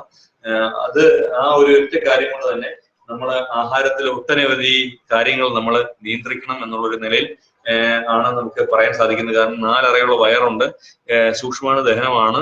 ഈ സൂക്ഷ്മാണു ദഹനം നല്ല രീതിയിൽ നടക്കുവാനായിട്ടുള്ള കാര്യങ്ങൾ നമ്മൾ സാധിച്ചു കൊടുക്കുകയും പ്രത്യേകിച്ചും പുതിയൊരു തീറ്റ എന്തെങ്കിലും ഒരു പുതിയൊരു ഭക്ഷണം നമ്മൾ ഒരിക്കലും ആടിന് കൊടുക്കാതിരിക്കുകയും ചെയ്യുന്നത് നമ്മൾ ശ്രദ്ധിക്കേണ്ടതാണ്. കാരണം ഈ സൂക്ഷ്മാണുക്കളാണ് ദഹനം നിശ്ചയിക്കുന്നതുകൊണ്ട് നമ്മൾ ഈ ചിത്രത്തിൽ കാണുന്ന പോലെ ഇപ്പൊ ഈ ആട് ചിത്രത്തിലെ ഈ വഴി സൈഡിൽ പായസം വിൽക്കുന്ന ആളുകളുടെ ബാക്കി ഈ ക്കകത്തു നിന്നുള്ള പായസം കഴിക്കുകയാണ്. ഈ പായസം ഇതിന്റെ സ്വാഭാവിക ഭക്ഷണമേ അല്ല. ഇതിനകത്ത് ഈ പായസത്തിനകത്ത് പാലട പ്രഥമനാണെങ്കിൽ നിറച്ചും പാലും പഞ്ചസാരയും എല്ലാം കൂടെ കാണും. ഈ സാധനമാണ് ആട് കയറ്റുന്നതെങ്കിൽ ആടിന്റെ വയറിനകത്ത് അസിഡോസിസ് ഉണ്ടാവാനുള്ള സാധ്യതയുണ്ട്. അസിഡോസിസ് ഉണ്ടാവാന്ന് പറയുമ്പോൾ ലാക്റ്റിക് ആസിഡിന്റെ അംശം കൂടും. കാരണം ഇത് ആട് വലിച്ചു കയറ്റുന്ന ഭക്ഷണം മുഴുവനും ആടിന്റെ വയറ്റിൽ ചെന്ന് കഴിയുമ്പോൾ ലാക്റ്റിക് ആസിഡായി മാറുകയും അത് വല്ലാത്ത ബുദ്ധിമുട്ടുകൾ ആടിന് ആരോഗ്യത്തിന് ഉണ്ടാക്കുന്നതായിട്ട് നമുക്ക് കാണാൻ സാധിക്കും. അതുപോലെ തന്നെ മറ്റൊരു കാര്യമാണ് ആടിന് വയറ്റിപ്പെരുക്കം ഉണ്ടാകുന്ന ഒരു അവസ്ഥ. പ്രത്യേകിച്ചും നമ്മൾ നേരത്തെ ഞാൻ പറഞ്ഞ പോലെ പയറ് വർഗത്തിലുള്ള പുല്ലാണ് നമുക്ക് ലഭിച്ചതെങ്കിൽ ആടിനെ സംബന്ധിച്ചിടത്തോളം ആടിന് ഭയങ്കര താല്പര്യമാണ് ഈ പയറുവർഗത്തിലുള്ള തീറ്റ. അത് കൃത്യമായിട്ട് കിട്ടാനുണ്ടെങ്കിൽ അത് കൃത്യമായിട്ട് ആ ഒരു പുല്ല് ആടിനെ സംബന്ധിച്ചിടത്തോളം വളരെയധികം പ്രിയങ്കരനായതുകൊണ്ട് ആട് അതിന്റെ ഒരു കൺട്രോൾ ഇല്ലാത്ത ഭക്ഷണം കഴിക്കുകയും അങ്ങനെ കഴിച്ചു കഴിഞ്ഞാൽ ഈ ഇത് പയറുവർഗത്തിലുള്ള പുല്ല് വയറ്റിൽ ചെന്ന് കഴിയുമ്പോൾ അതിനകത്ത് ഗ്യാസ് അത് പിടിച്ചു വെക്കുകയും ചെയ്യുമ്പോൾ വയറ് വീർത്ത് വരികയും ശ്വാസകോശം ഞെങ്ങിപ്പോവുകയും ആടിന് മരണം ഉണ്ടാവുകയും ചെയ്യുന്ന ഒരു അവസ്ഥ ആണ് കാണുന്നത്. അപ്പം പ്രത്യേകിച്ച് പയറുവർഗത്തിലുള്ള പുല്ല് കൊടുക്കാനായിട്ട് ഉദ്ദേശമുണ്ടെങ്കിൽ അത് മൊത്തം കൊടുക്കുന്ന തീറ്റയുടെ 4 ഭാഗത്തായിട്ട് നിശ്ചയപ്പെടുത്തണം എന്നുള്ള നിലയിൽ സജീവമായിട്ട് ആ ഒരു കാര്യം നമ്മൾ ഓർപ്പിക്കണം.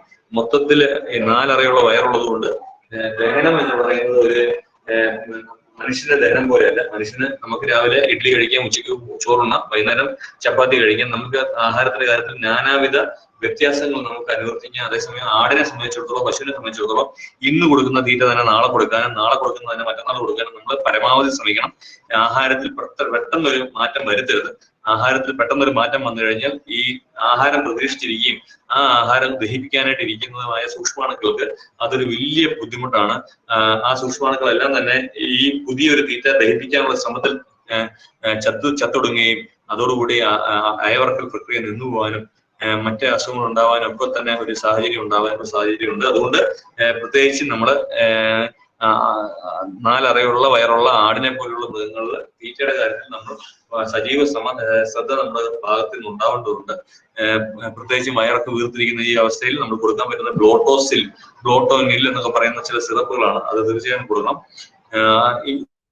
ഇതൊക്കെയാണ് നമ്മൾ പ്രധാനമായിട്ടും ശ്രദ്ധിക്കേണ്ടത്. ഇനി ആടിന്റെ പ്രത്യുൽപാദനം എന്ന് പറയുന്നത് അത് നമുക്കൊരു 4 മാസം മുതലേ ആട് പ്രത്യുൽപാദനത്തിന് വേണ്ടിയിട്ട് തയ്യാറാവുമെങ്കിലും നമ്മളെ സംബന്ധിച്ചിടത്തോളം ആടിന് പ്രായപൂർത്തിയാവുന്ന ഒരു പ്രായം 8 മാസമാണ് പെണ്ണാടിന്, 10 മാസമാണ് മുട്ടനാടിന്. ഇത് ഈ ഒരു നിയമമൊക്കെ മനുഷ്യരുടെ നിയമമാണ്. ഇത് ആടിനറിയത്തില്ല. അതുകൊണ്ട് തന്നെ നമ്മള് മുട്ടനാടിനെയും പെണ്ണാടിനെയും കെട്ടാതെയാണ് 4 മാസം കഴിഞ്ഞ് വളർത്തുന്നതെങ്കിൽ അത് ചിലപ്പം നമുക്ക് കൂടുതൽ നമുക്ക് ബുദ്ധിമുട്ടുകൾ ഉണ്ടാക്കാൻ സാധ്യതയുണ്ട്. കാരണം അത് കുട്ടികളുടെ എണ്ണം കുറയാനും പ്രസവം മര്യാദയ്ക്ക് നടക്കാതിരിക്കാനും ഒക്കെ ഉള്ള സാഹചര്യം ഉണ്ടാവാനുള്ള സാധ്യത. അപ്പൊ അത് പ്രത്യേകം ഒന്ന് നോക്കണം.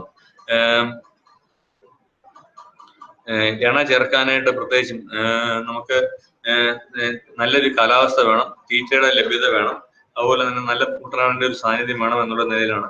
അപ്പം ആ ഒരു കാര്യം പ്രത്യേകിച്ച് നോക്കുന്നത് നല്ലതാണ്. മതി ലക്ഷണം കാണിക്കാതിരിക്കുന്ന ചില പെണ്ണാടുകളുണ്ട്. അവർക്ക് മുട്ടനാടിന്റെ ഒരു മണം നമുക്ക് മണപ്പിക്കാൻ സാധിക്കുകയാണെങ്കിൽ അത് തന്നെ മതി ലക്ഷണം ഉണ്ടാവാനുള്ള സാധ്യത ഉണ്ട് എന്നുള്ള നിലയിലാണ്. മതിയുടെ ലക്ഷണങ്ങൾ ആടുകളുടെ ദേഹത്ത് കയറാം. മുട്ടനാടിനാണ് ഈ ലക്ഷണങ്ങൾ കാണിക്കുക. ആടുകളുടെ ദേഹത്ത് കയറാം, കരച്ചിലുണ്ടാവും, വാലാട്ടി കാണിച്ചുകൊണ്ടിരിക്കും, ഇടയ്ക്കിടെ മൂത്രം ഒഴിക്കും, തീറ്റ തിന്നാതിരിക്കാം, ചുവന്ന തുടുത്ത ഈറ്റ ഉണ്ടാവാൻ സാധ്യതയുണ്ട്. ഈറ്റത്തിലൂടെ കറ ചാടാൻ സാധ്യതയുണ്ട്, പാല് കുറയാൻ സാധ്യതയുണ്ട്. ഇത്രയും കാര്യങ്ങളാണ് നമ്മൾ മതി കണ്ടുപിടിക്കാനായിട്ട് ചെയ്യുന്നത്. മതി കണ്ടുപിടിച്ചു കഴിഞ്ഞാൽ ലക്ഷണം നോക്കി മുട്ടനെ ഉപയോഗിച്ച്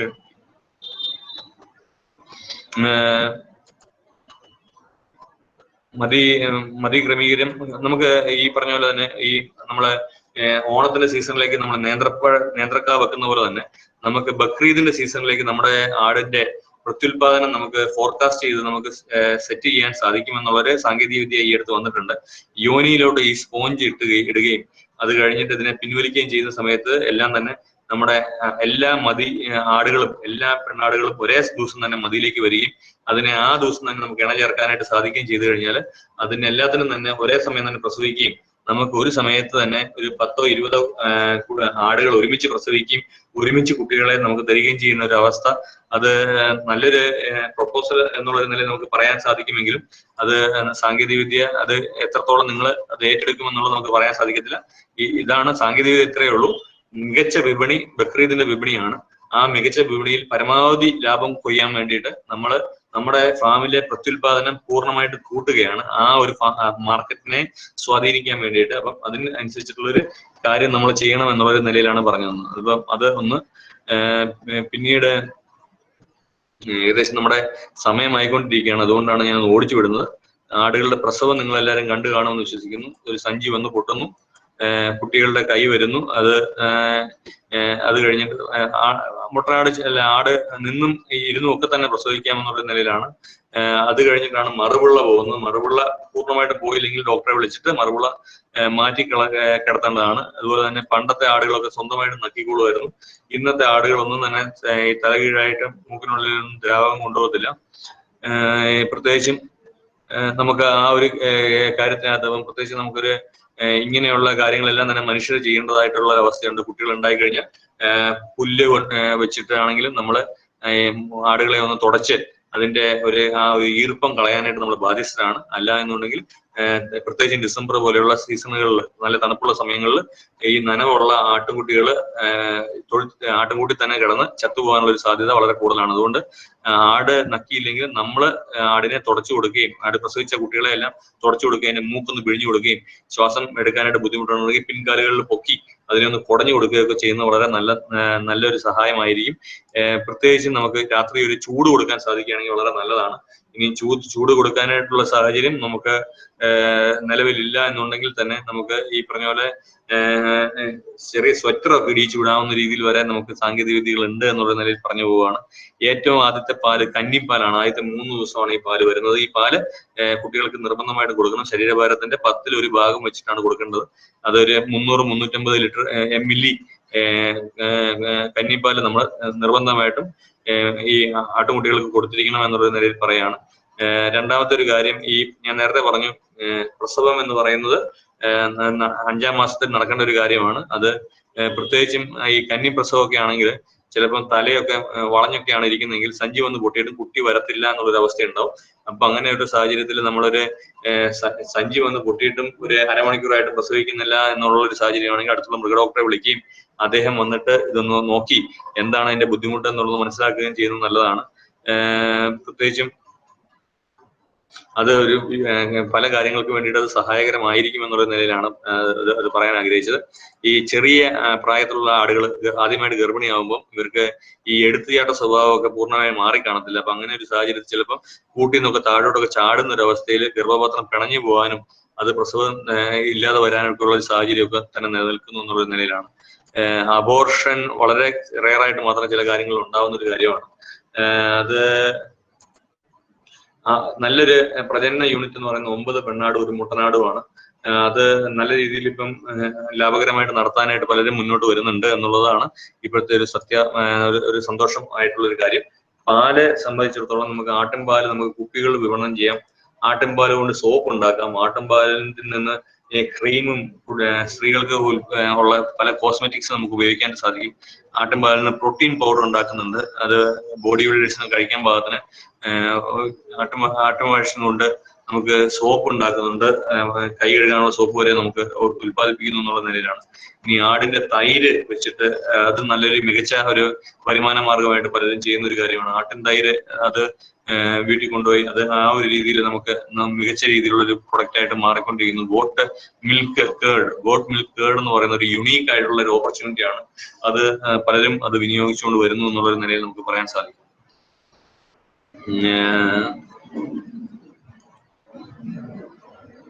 അതുപോലെ തന്നെ നമുക്ക് ആടിനെ സംബന്ധിച്ചിടത്തോളം ആടിന് പല അസുഖങ്ങളും വരാം. നമുക്ക് ഉരുളൻ വരാം, നാട വരാം, അതുപോലെ തന്നെ പണ്ടപ്പുഴു എന്നൊക്കെ ഉള്ള നിലയിലുള്ള പലതരം വിരബാധ ഉണ്ടാവാൻ സാധ്യതയുണ്ട്. ഏറ്റവും നല്ലത് നമുക്ക് ആദ്യത്തെ ഒരു വിരമരുന്നിന്റെ ഡോസ് നിങ്ങളുടെ ഡോക്ടറോട് ചോദിച്ച് മനസ്സിലാക്കി ആദ്യത്തെ ഡോസ് കൊടുക്കേണ്ടത് ഒരു 18 ദിവസം കഴിയുന്ന സമയത്തോട്ടാണ് ആദ്യത്തെ ഡോസ് കൊടുക്കേണ്ടത്. അത് നിങ്ങളുടെ പ്രാദേശികമായിട്ട് നിങ്ങൾക്ക് ലഭ്യമായ മരുന്ന് വാങ്ങി അത് എത്രയാണോ അളവ് പറയുന്നത് അതിനനുസരിച്ച് കൊടുക്കണം. അത് കഴിഞ്ഞിട്ട് പിന്നീടുള്ള സമയങ്ങളിലെല്ലാം തന്നെ ആടിന്റെ കാഷ്ടം പരിശോധിച്ച് അതുകൊണ്ട് മൃഗാശുപത്രിയിൽ കൊടുത്ത് അത് എന്റെ ഒരു ഉത്തരം കൃത്യമായിട്ട് ലഭിച്ചിട്ട് വേണം നിങ്ങൾ ഈ പറഞ്ഞ പോലെ തന്നെ വിരമരുന്നുകൾ കൊടുക്കാനായിട്ട്. വിരമരുന്ന് ഉരുളം വരെയുണ്ട്, നാട വരെയുണ്ട്, പണ്ടപ്പുഴുണ്ട് എന്നുള്ളത് ഈ സമയത്ത് പ്രവർത്തിക്കും. ഇതുപോലെ തന്നെ നമുക്ക് ഈ പറഞ്ഞ പോലെ ചെറിയൊരു മുറിവ് ഉണ്ടാകുമ്പോൾ അതിനകത്തോട്ട് വന്ന് ഈച്ച വന്ന് മുട്ടയിടുകയും പുഴുവാവുകയും ചെയ്യുന്ന ഒരു അവസ്ഥ ആടിന് പ്രത്യേകിച്ചും ഒരു ബുദ്ധിമുട്ടുണ്ടാക്കുന്ന ഒരു കാര്യമാണ്. ഇത് ക്ലീൻ ചെയ്ത് നമുക്ക് ലോക്കലായിട്ട് തന്നെ നമുക്ക് ക്ലീൻ ചെയ്യാനായിട്ട് നമുക്ക് ഉപയോഗിക്കാവുന്ന ഹൈഡ്രജൻ പെറോക്സൈഡോ പോലെയുള്ള ദ്രാവകങ്ങളൊക്കെ ഒഴിച്ച് അതിന്റെ ഈ കുഞ്ഞുങ്ങളെ നമ്മൾ പുറത്തെടുത്ത് കളഞ്ഞു കഴിഞ്ഞാൽ നമുക്ക് പ്രത്യേകിച്ചും നമുക്കത് എളുപ്പത്തിലൊക്കെ തന്നെ അത് ഉണക്കുവാനായിട്ട് സാധിക്കും. ഇത്രയും പെട്ടെന്ന് പുഴുക്കളെ ഒഴിവാക്കണം എന്നുള്ളതാണ് നമ്മുടെ ഒരു കാര്യം പറയാനുള്ളത്. അതുപോലെ തന്നെ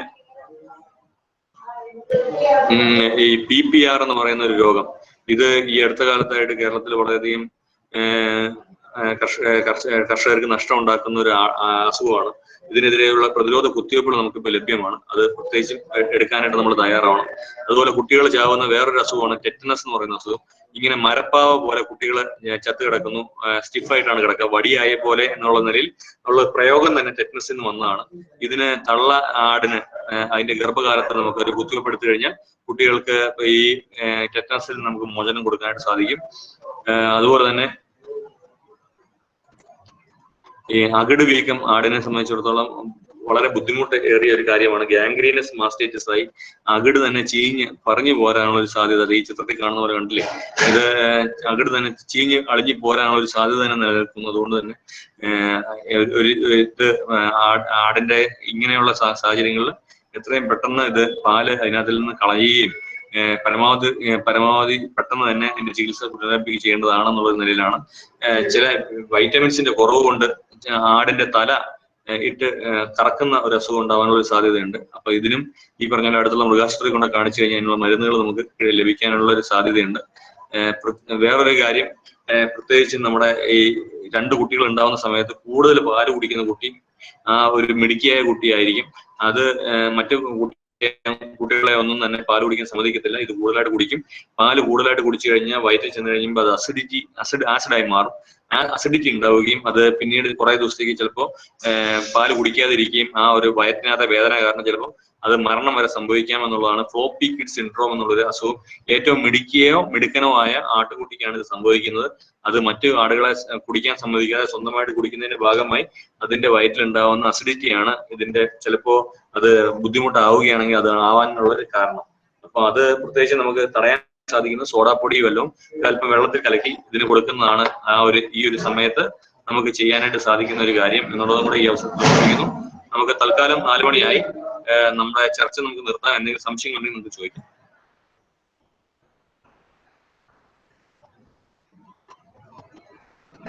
ഹലോ,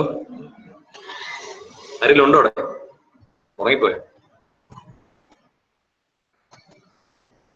ഹലോ,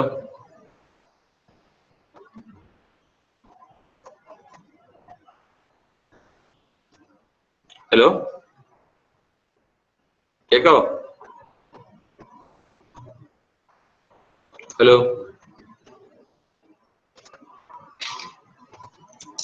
സാറേ കേക്കാവോ? പറഞ്ഞോളൂ. അലക്സ് കേക്കാം. സാറേ, ഞാനൊരു പരീക്ഷണ അടിസ്ഥാനത്തില് 2 ആടിനെ ഇപ്പൊ വളർത്തുന്നുണ്ട്. വലിയൊരു ഫാം ആക്കാൻ വേണ്ടി എന്റെ ഒരു ആഗ്രഹം. ഓക്കെ, ആയിക്കോട്ടെ, വെരി ഗുഡ്, നല്ല കാര്യം. അപ്പം ഞാൻ ഈ ആടിനെ ഇപ്പം ചെങ്ങന്നൂർ കൊണ്ട് 2 പ്രാവശ്യം ഞാൻ കുത്തിവെപ്പിച്ചായിരുന്നു.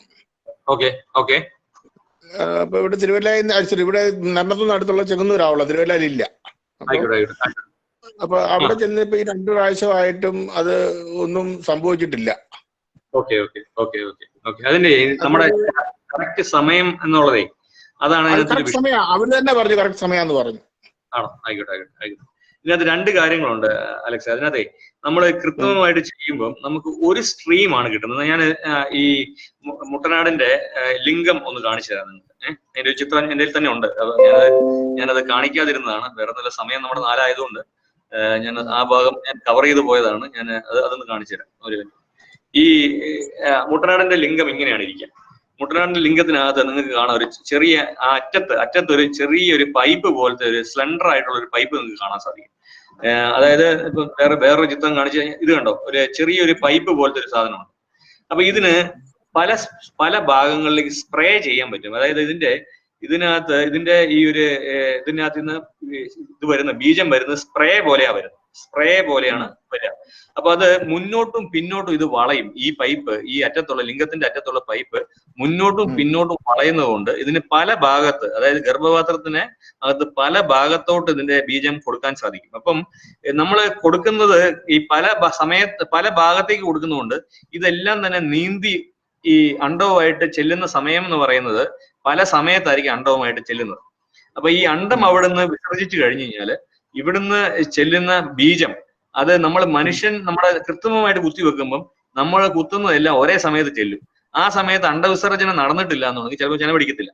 അതേസമയം ആടാവുമ്പം, മുട്ടനാടാവുമ്പം അത് പിന്നോട്ടും മുന്നോട്ടും രണ്ട് സ്ഥലത്തോടും ചീറ്റിക്കുന്നതുകൊണ്ട് ചിലപ്പോൾ പിന്നോട്ട് ചീറ്റിച്ച കറക്റ്റ് സമയത്ത് എത്തുകയും നമുക്ക് കുറച്ചും കൂടെ കൂടുതൽ നമുക്ക് ഗർഭമാവാനായിട്ടുള്ള ഒരു സാധ്യത കൂടുതലായിട്ട് നമുക്ക് കാണുന്നുണ്ട്. അത് മുട്ടനാടിന്റെ ലിംഗത്തിലുള്ള ഒരു പ്രത്യേകത കൊണ്ടാണ് മുട്ടനാടിനെ സംബന്ധിച്ചിടത്തോളം ആടിന്റെ പ്രത്യുൽപാദനക്ഷമത കൃത്രിമ ബീജദാനത്തിനേക്കാളും മുട്ടനാടുമായിട്ട് ഇണ ചേർക്കുന്നതാണ് കുറച്ചും കൂടെ നല്ലതായിട്ട് പറയപ്പെടുന്നത്. പക്ഷെ അവിടെ ആ ഒരു കാര്യത്തിനകത്താണെങ്കിലും പല അസുഖങ്ങളും പലപ്പോഴും ചിലപ്പോൾ ഈ മുട്ടനാടിന് നമ്മൾ ഈ ഇണ ചേർക്കാനായിട്ട് ഉപയോഗിക്കുന്ന മുട്ടനാടിന് എന്തെങ്കിലും ഒരു അസുഖമൊക്കെ ഉണ്ടെങ്കിൽ അത് മറ്റു ആടുകൾക്ക് വരാതിരിക്കാൻ വേണ്ടിയിട്ടും കൂടിയാണ് നമ്മൾ ഈ കൃത്രിമ ബീജദാനത്തിലോട്ട് പോകുന്നത്.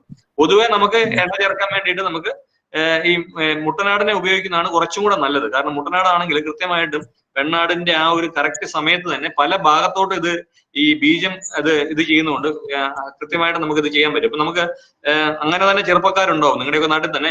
ഇതിപ്പോ കോട്ടയത്ത് അയർക്കുന്നം ഭാഗത്തൊക്കെ ഉള്ള ഒരു ഫാമാണ്.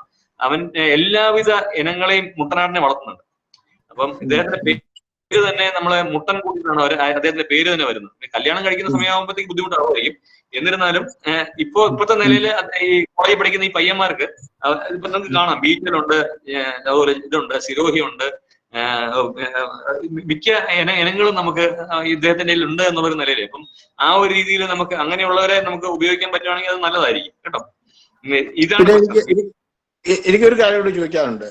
അപ്പൊ ഞാൻ ഒരിടത്ത് ഞാനിപ്പോ മാവലിക്കര അപ്പുറത്തെ ഒരു വീട്ടിൽ എനിക്ക് നമ്പർ കിട്ടി, ചോദിച്ചപ്പോ കൊണ്ട് ചെന്നാൽ മതി എന്ന് പറഞ്ഞു.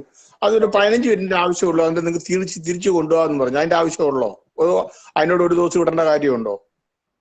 അല്ല, ഇത് ശരിക്കും പറഞ്ഞാൽ കൃത്യമാണ് നിങ്ങളുടെ മതിയെങ്കിൽ മുട്ടനാടിനെ സംബന്ധിച്ചിടത്തോളം അത്രയൊക്കെ സമയം മതി. കാരണം നല്ലൊരു മുട്ടനാടിന്റെ ലക്ഷണം എന്ന് പറയുന്നത് പെണ്ണാടിനെ കാണുമ്പം തന്നെ അതിന്റെ കാര്യം മനസ്സിലാക്കി റിയാക്ഷൻ ടൈം വളരെ കുറവുള്ള ഒരു ആടാണ് നല്ല മുട്ടനാടെന്നാണ് പറയുന്നത്. പെട്ടെന്ന് കാര്യം സാധിക്കണം. പക്ഷെ ഇതിനകത്ത് എന്താ പ്രശ്നം എന്ന് വെച്ചാല് പലപ്പോഴും ഇത് പ്രൊഫഷണൽ ആയിട്ട് നടത്തുന്നവര് ഇവര് ഒരു ദിവസം ഒരു പരമാവധി 2 എണ്ണം എന്നൊക്കെയുള്ള ഒരു കണക്കുണ്ട്. ഇവര് ചിലപ്പോ ഒരു 4, 5 ഒക്കെ ആണെങ്കിൽ ചെയ്തിട്ടുണ്ടെങ്കിൽ അവസാനം വരുന്നത് ചിലപ്പോൾ ബീജത്തിനകത്ത് ആ ഒരു ക്വാളിറ്റി കാണുന്നില്ല. അങ്ങനെയൊക്കെയുള്ള ഇതിനകത്ത് എല്ലാത്തിനകത്തും ഇതൊരു ജീവനുള്ള ഒരു മൃഗമായതുകൊണ്ട് നമുക്ക് മനുഷ്യർക്ക് ഉള്ള പോലത്തെ തന്നെ ന്യൂനതകൾ ഇതിനകത്ത് ഉണ്ടാവും. അത്രേ ഉള്ളൂ. അത് നമുക്ക് എല്ലാം 100% ഞാനിപ്പോ പറയുന്ന പോലെ നടക്കണമെന്നില്ല. ഇപ്പം നേരത്തെ ഞാൻ പറഞ്ഞ പോലെ തന്നെ മറ്റേ മതി നമ്മളെല്ലാം ഒരേപോലെ ആക്കി കഴിഞ്ഞു കഴിഞ്ഞാലും എല്ലാ കുട്ടികളും ഒരുമിച്ച് പ്രസവിക്കുന്നു പറയുമ്പോൾ ഞാൻ 10 ചെയ്ത് കഴിഞ്ഞാൽ 6 കിട്ടുള്ളൂ, 4 ഫ്ലോപ്പായി പോകും. അത് ഈ ജീവനുള്ള ഒരു ഇതാണല്ലോ. നമുക്ക് കൃത്യമായിട്ട് നമുക്ക് അതിനകത്ത് പല കാര്യങ്ങളും നമുക്കെതിരെയും പ്രവർത്തിക്കും. അതുകൊണ്ട് ഒരു സാങ്കേതിക വിദ്യയും നമുക്ക് 100% 100% നമുക്ക് പറയാൻ സാധിക്കില്ല. ഓക്കെ. അപ്പൊ ഈ അടുത്തൊരു ചോദ്യം, ഇപ്പൊ ഞാനിപ്പോ 2 എണ്ണത്തിനെ വളർത്തി ഓൾമോസ്റ്റ് ഇതിന്റെ സ്വഭാവം ഇത് എങ്ങനെ വളർത്തണം എന്നുള്ള ഒരു ഇത് കിട്ടിയ 2 എണ്ണത്തിനെ മേടിച്ചത്. അപ്പൊ എനിക്ക് ഇത് ഡെവലപ്പ് ചെയ്യണമെന്നൊരു ആഗ്രഹമുണ്ട് ഈ ഫാമായിട്ട് നല്ല. അതിന് ഒന്ന് എനിക്ക് 2 കാര്യമാണ്. ഫാം ഡെവലപ്പ് ചെയ്യണ ഇതിന് പ്രത്യേക ലൈസൻസ് വല്ലതും വേണോ?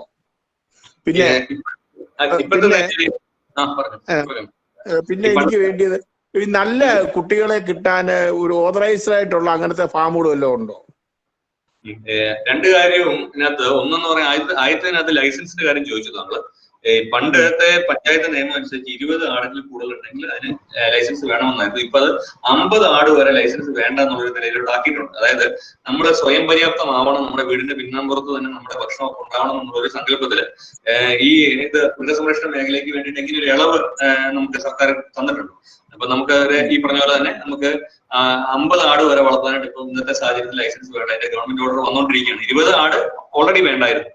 20 ആടിന്റെ മേൽപോട്ടുള്ള ഒരു നിലയിലേക്കാണ് നമ്മൾ അത് പറയുന്നത്. 5 പശുവും 20 ആടെന്നാണ് പണ്ട് പറഞ്ഞുകൊണ്ടിരുന്നത്. ഇപ്പൊ 20 പശുവും 50 ആടും എന്നുള്ള നിലയിലേക്ക് നമ്മൾ അതിനെ ഇത് ചെയ്തിട്ടുണ്ട്, ഇംപ്രൂവൈസ് ചെയ്തിട്ടുണ്ട്.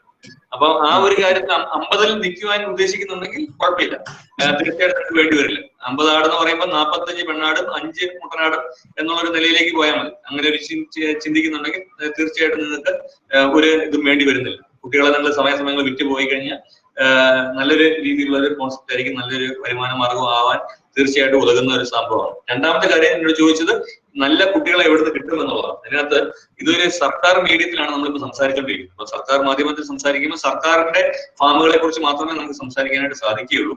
അതിനകത്ത് ഏറ്റവും നല്ല ഒരു ഫാം എന്ന് പറയുന്നത് ഞങ്ങളുടെ ഈ വെറ്ററിനറി കോളേജ് മണ്ണുത്തിയില് നമുക്ക് നല്ലൊരു ആടിന്റെ ഫാം ഉണ്ട്. ഞങ്ങളുടെ യൂണിവേഴ്സിറ്റി ഗോഡ് ഫാം ഉണ്ട്. യൂണിവേഴ്സിറ്റി ഗോഡ് ഫാമില് നമുക്ക് നല്ല മികച്ച ഇനങ്ങളെ നമുക്ക് ലഭ്യമാണ്. മറ്റൊരു സ്രോതസ് എന്ന് പറയുന്നത് നമ്മുടെ ഈ കേരള കന്നുകാലി വികസന ബോർഡിന്റെ ധോണി, പാലക്കാട് ധോണി ഫാമില് നമുക്ക് മികച്ച ആടുകളെ ലഭിക്കുന്നുണ്ട്. അപ്പം ഇങ്ങനെയുള്ള സർക്കാർ സ്ഥാപനങ്ങളിൽ നമുക്ക് അതിന്റെ അവൈലബിലിറ്റി അനുസരിച്ച് നിങ്ങളുടെ ഒരു ഇതുണ്ടാവും. നമുക്കൊരു ആദ്യം വരുന്നവർക്ക് first come first serve basis ആണ് നമ്മൾ. അപ്പൊ ആദ്യമേ തന്നെ നമ്മളൊരു ബുക്കിംഗ് ഉണ്ടാവും. അതിനനുസരിച്ച് ബുക്ക് ചെയ്തിട്ട് ആദ്യമേ കൊടുത്തു പോകും എന്നുള്ള നിലയിലാണ് പറയുന്നത്. ഓക്കെ. അപ്പൊ അല്ല ഡോക്ടറെ, എനിക്ക് നമുക്ക് അപ്പൊ തൊട്ടടുത്ത് നമുക്ക് ഈ എറണാകുളം തിരുവല്ല ഈ തൊട്ടടുത്ത ഭാഗത്തുനിന്നും കിട്ടാൻ മാർഗമില്ല? സർക്കാർ ഫാമുകൾ കാണത്തില്ല സുഹൃത്തെ. ഞാന് പ്രൈവറ്റ് മേഖലയുള്ള ഒരാളെ ഒരു സർക്കാർ മാധ്യമത്തിൽ ഇരുന്നുകൊണ്ട് എന്താ പറയാ, ഇത് ഒരുപക്ഷെ ഇവര് ഈ സംഘാടകർ ഇതിനെ ഫേസ്ബുക്കിലൊക്കെ എടുത്ത് ഇടാൻ പോവാന്നാണ് പറയുന്നത്. അപ്പോ അത് ഫേസ്ബുക്കിൽ കൂടെ ലൈവ് ഒക്കെ പോകുന്ന ഒരു സമയത്ത് നമ്മളൊരു പ്രൈവറ്റ് സംരംഭകനെ അങ്ങനെ ഒരു അഡ്വർടൈസ്മെന്റ് കൊടുക്കുന്നത് ശരിയാണോ? അതുകൊണ്ടാണ്. അപ്പൊ അങ്ങനെ ഉണ്ടെങ്കിൽ ഞാനിത് എവിടെ വന്ന് തിരക്കണം? ഏത്? അല്ല അങ്ങനെയല്ല, അത് നമുക്ക് നിങ്ങൾ സംഘാടകരായിട്ട് സംസാരിച്ചാൽ മതി. നമുക്കത് പിന്നീട് നമുക്ക് പരിഹാരം ഉണ്ടാക്കാം. ഇതിപ്പം ഇതിന്റെ ഈ ഒരു മാധ്യമത്തിന്റെ ഒരു ബുദ്ധിമുട്ടാണ് കേട്ടോ. ഈ ഒരു മാധ്യമത്തിന്റെ ഒരു പ്രശ്നം എന്ന് പറയുന്നത് നമ്മളെല്ലാവരും വളയത്തിൽ കൂടെ ചേർന്നവരാണോ? ഇതൊരു വളയമാണല്ലോ, അതാണ് ബുദ്ധിമുട്ട് കേട്ടോ. ഞാനിത് പല കാര്യങ്ങളും നമ്മളിന്ന് വിഴുങ്ങി പോകുന്നതിന്റെ കാര്യം ഇത് നമ്മളെ എന്റെ അഭിപ്രായം എന്ന് പറഞ്ഞാൽ 6 ആയിരിക്കും. ഞാൻ നോക്കുമ്പോ 6 ആയിരിക്കും. എന്റെ എതിർവശം 9 ആയിരിക്കും. എനിക്ക് ഒരു സാങ്കേതിക ഇതിനകത്തേക്ക് നമുക്ക് ഏറ്റവും തടസ്സമായിട്ട് നിൽക്കുന്നത് ശരിക്കും പറഞ്ഞാൽ ഇങ്ങനത്തെ കാര്യങ്ങൾ പ്രൊമോട്ട് ചെയ്യാൻ കിട്ടുന്നില്ല എന്നുള്ളതാണ്. ഞാന് വിഷയം അല്ലാത്ത വിഷയമാണെങ്കിൽ ഞാൻ 750-800 കരിങ്കോഴി ഉണ്ടായിരുന്നു. എനിക്ക് ഏകദേശം 350 മുട്ട ഒരു ദിവസം കിട്ടുമായിരുന്നു. അവസാനം എറിഞ്ഞു പൊട്ടിച്ച് ഈ കരിങ്കോഴിക്ക് തന്നെ ഈ മുട്ടയും കൊടുക്കുമായിരുന്നു ചിലവാഞ്ഞിട്ട്. അങ്ങനെയാണ് ഞാനിപ്പോ മാറ്റി അത് ഞാൻ ആടിലേക്ക് മാറിയത്. അവിടുത്തെ ഏറ്റവും വലിയ വിഷയം എന്ന് പറയുന്നത് നമ്മള് ഈ പറഞ്ഞ പോലെ നമ്മുടെ ഒരു മാർക്കറ്റിങ്ങിന്റെ ഒരു കാര്യമാണ് അതിനകത്ത് വേണ്ടി വരുന്നത്. അതിനകത്തൊരു യോജിപ്പ് വേണം. ഇതിനൊരു മാർക്കറ്റ് ഉണ്ട്. ഇപ്പൊ കരിങ്കോഴിക്കൊക്കെ ഇപ്പം 50 രൂപയ്ക്ക് വരെ മുട്ട വാങ്ങാനായിട്ട് തയ്യാറായി നടക്കുന്ന പിള്ളേരുണ്ട്. പ്രത്യേകിച്ചും ഞാൻ 10 രൂപയ്ക്ക് എനിക്ക് പോയില്ല, 10 രൂപയ്ക്ക് പോയില്ല. അതാണ് ഞാൻ പറഞ്ഞത്. ഇത് 50 രൂപയ്ക്ക് കിട്ടാതെ നടക്കുന്നവരുണ്ട്. അതിനകത്ത് പ്രത്യേകിച്ചും ഇവിടുത്തെ 9ാം ക്ലാസ്സുകാർ 10ാം ക്ലാസ്സുകാർ പിള്ളേരുടെ ഇടയിൽ ഈ കരിങ്കോഴിയുടെ മുട്ട കഴിച്ചു കഴിഞ്ഞാൽ പെട്ടെന്ന് മീശ വരും എന്നുള്ളൊരു ചിന്തയുണ്ട്. അപ്പം ഇവിടെ ഞങ്ങളുടെ ഫാമുകളിലൊക്കെ ഇഷ്ടം പോലെ ഈ പിള്ളേരാണ് വരുന്നത്. പെട്ടെന്ന് മീശ വരാൻ വേണ്ടിയിട്ട് പണ്ട് നമ്മുടെയൊക്കെ സമയത്ത് ഒരുപക്ഷെ നമ്മൾ കരടി നെയ്യൊക്കെ മേടിച്ച് പെരട്ടിയും. അപ്പൊ ആ ഒരു രീതിയിലേക്കുള്ള ആ ഒരു പ്രായക്കാർക്ക് ഇടയിൽ ഇതിന് വളരെ പ്രചാരമുണ്ട് എന്നുള്ള നിലയിലാണ്. അപ്പം ഇതും എനിക്ക് തോന്നുന്നത് ഏതെങ്കിലും നമ്മളെപ്പോലും ഒരു സംരംഭകൻ തന്നെ ഉണ്ടാക്കിയെടുത്തിരിക്കുന്നതാണ്. അവൻ എങ്ങനെയെങ്കിലും പോയി എങ്ങനെയെങ്കിലും ഇത് ഇങ്ങനെ ഒരു അടിയടിച്ചു കാണും. അടിയടിച്ചതിന്റെ ഭാഗമായിട്ട് ഇപ്പം നമുക്ക് ഇപ്പം പറഞ്ഞത് എല്ലാം തന്നെ ഇതൊക്കെ തന്നെ certain things are fair in marketing എന്ന് പറയുന്നത്. കാരണം നമ്മുടെ ഒരു പ്രൊഡക്റ്റിന് മികച്ച ഒരു ഇതുണ്ടാക്കാൻ വേണ്ടിയിട്ട്, വിപണി ഉണ്ടാക്കാൻ വേണ്ടിയിട്ട് ചില കാര്യങ്ങൾ ചെയ്യും. അതിനകത്ത് നൈതികത എന്ന് പറയുന്നതിനകത്ത് അല്ല. അത് ശരിക്കും പറഞ്ഞാൽ ആണോ ചോദിച്ചു കഴിഞ്ഞാൽ ശാസ്ത്രീയമായിട്ട് യാതൊരു ബാക്കിങ്ങും ഇല്ല. എന്നിരുന്നാലും ഒരു മാർക്കറ്റ് ഉണ്ടാക്കിയെടുക്കാൻ വേണ്ടിയിട്ടുള്ള ഒരു ശ്രമം പലരും ചെയ്യുന്നുണ്ട്. അപ്പൊ പ്രത്യേകിച്ചും ഈ പശുവിന്റെ പാലാണെങ്കിൽ പോലും ചിലപ്പോ ഈ പശുവിന്റെ പാല് അതിനകത്ത് ബ്രഹ്മി പോലെയുള്ള ചില ചെടികൾ കൊടുക്കുന്നു. ആ ബ്രഹ്മി കൊടുത്തിട്ട് വരുന്ന പാല് ബ്രഹ്മിപ്പാലാണെന്ന് പറയുകയും ആ ബ്രഹ്മിപ്പാല് കൊടുത്തു കഴിഞ്ഞാൽ കുട്ടികൾക്ക് ബുദ്ധി കൂടുകയൊക്കെ ചെയ്യാം. ഇങ്ങനെയൊക്കെ ഉള്ള ചില ഒരു വേറിട്ട മാർഗങ്ങളിൽ സഞ്ചരിക്കുന്ന ചില സംരംഭകർക്ക് ചില രീതിയിൽ, പക്ഷെ എല്ലാ കാലത്തും എല്ലാവരെയും എന്ന് പറയുന്നതിലല്ല, എല്ലാവരും ഇത് ചെയ്തു കഴിഞ്ഞാൽ അവർക്ക് എല്ലാവർക്കും കഷ്ടപ്പെട്ട് പോവുകയും ചെയ്യും. ഇതിനകത്ത് മാർക്കറ്റിംഗ് ഒരു കീ സ്കില്ലാണ്. ആ സ്കില്ല് എന്ന് പറയുന്നത് നമുക്ക് അത് പ്രത്യേകിച്ച് നമ്മൾ നേടിയെടുക്കുക തന്നെ വേണം. അതായത് നമ്മളെ ഇങ്ങോട്ട് വന്ന് കാണുന്നതല്ല, അത് നമ്മൾ അങ്ങോട്ട് ചെന്ന് നമ്മൾ ഉണ്ടാക്കിയെടുക്കേണ്ട ഒരു സാധനമാണെന്നുള്ളതാണ് ഞാൻ വിശ്വസിക്കുന്നത്. ഇവിടെ നമ്മൾ 10 രൂപയ്ക്ക് വിൽക്കാനായിട്ട് ഇരിക്കുന്നു എന്നുള്ളതല്ല, 50 രൂപയ്ക്ക് നമ്മൾ വിൽക്കാൻ ശ്രമിക്കണം എന്നുള്ള നിലയിലേക്ക് നമ്മൾ ഒരു കാര്യത്തേക്ക് പോകണം. അല്ല ഡോക്ടറെ, അതിന്റെ വിഷയം എന്ന് വെച്ചാല് ഞാൻ അത് കഴിഞ്ഞ് അടുത്തിടെ കണ്ട് ചെങ്ങന്നൂർ അടത്തിന്റെ ഇവിടെ ക്യൂ നിൽക്കുക ഈ കോഴിക്കുഞ്ഞിന് വേണ്ടിയായിട്ട് വിരിയാൻ. അതോ അവര് പറഞ്ഞത് മുട്ട കിട്ടുന്നില്ല, വിരിയാൻ മുട്ട അടവെക്കാൻ.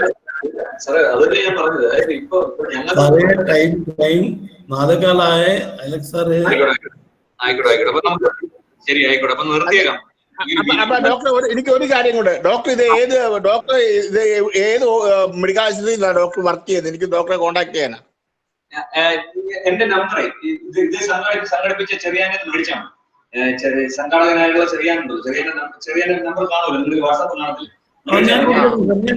ഞാൻ കൊടുത്തേക്കാം. വേറെ നമ്മളെ ഈ ഓഡിയൻസ് അഡ്വർടൈസ് ചെയ്യണല്ലോ വിചാരിക്കാം. അപ്പോൾ അഡ്വർടൈസ് ചെയ്യണല്ലോ കേട്ടോ.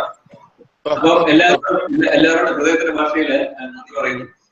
ഇങ്ങനെ ഒരു അവസരം തന്നതിന് സംഘാടകരെ, പ്രത്യേകിച്ച് ഫാമേഴ്സ് ട്രെയിനിങ് സെന്റർ മണ്ഡലത്തിനെ ഒന്നുകൂടി നന്ദി പറയുന്നു. എല്ലാവർക്കും നന്ദി. Thank you. നല്ല ക്ലാസ് എടുത്ത് ആൾക്കാർക്ക് നല്ല ഫുൾ നോളജ് തന്ന് സാറിനും താങ്ക് യു പറയുന്നു. മിക്ക എല്ലാ പേരും ഇന്ററാക്ഷൻ ഉണ്ടായിരുന്നു. എലക്സ് സാർ, ഞാൻ നമ്പർ തരാം. സാർ എനിക്ക് മെസ്സേജ് ഇട്ട് ഞാൻ സാറിന്റെ അതിലോട്ട് മെസ്സേജ് ഇട്ടേക്കാം. മതിയല്ലോ? Thank you sir. Thank you. വളരെ ഉപകാരം. നല്ലൊരു ക്ലാസ് ആണ്. ഓക്കെ.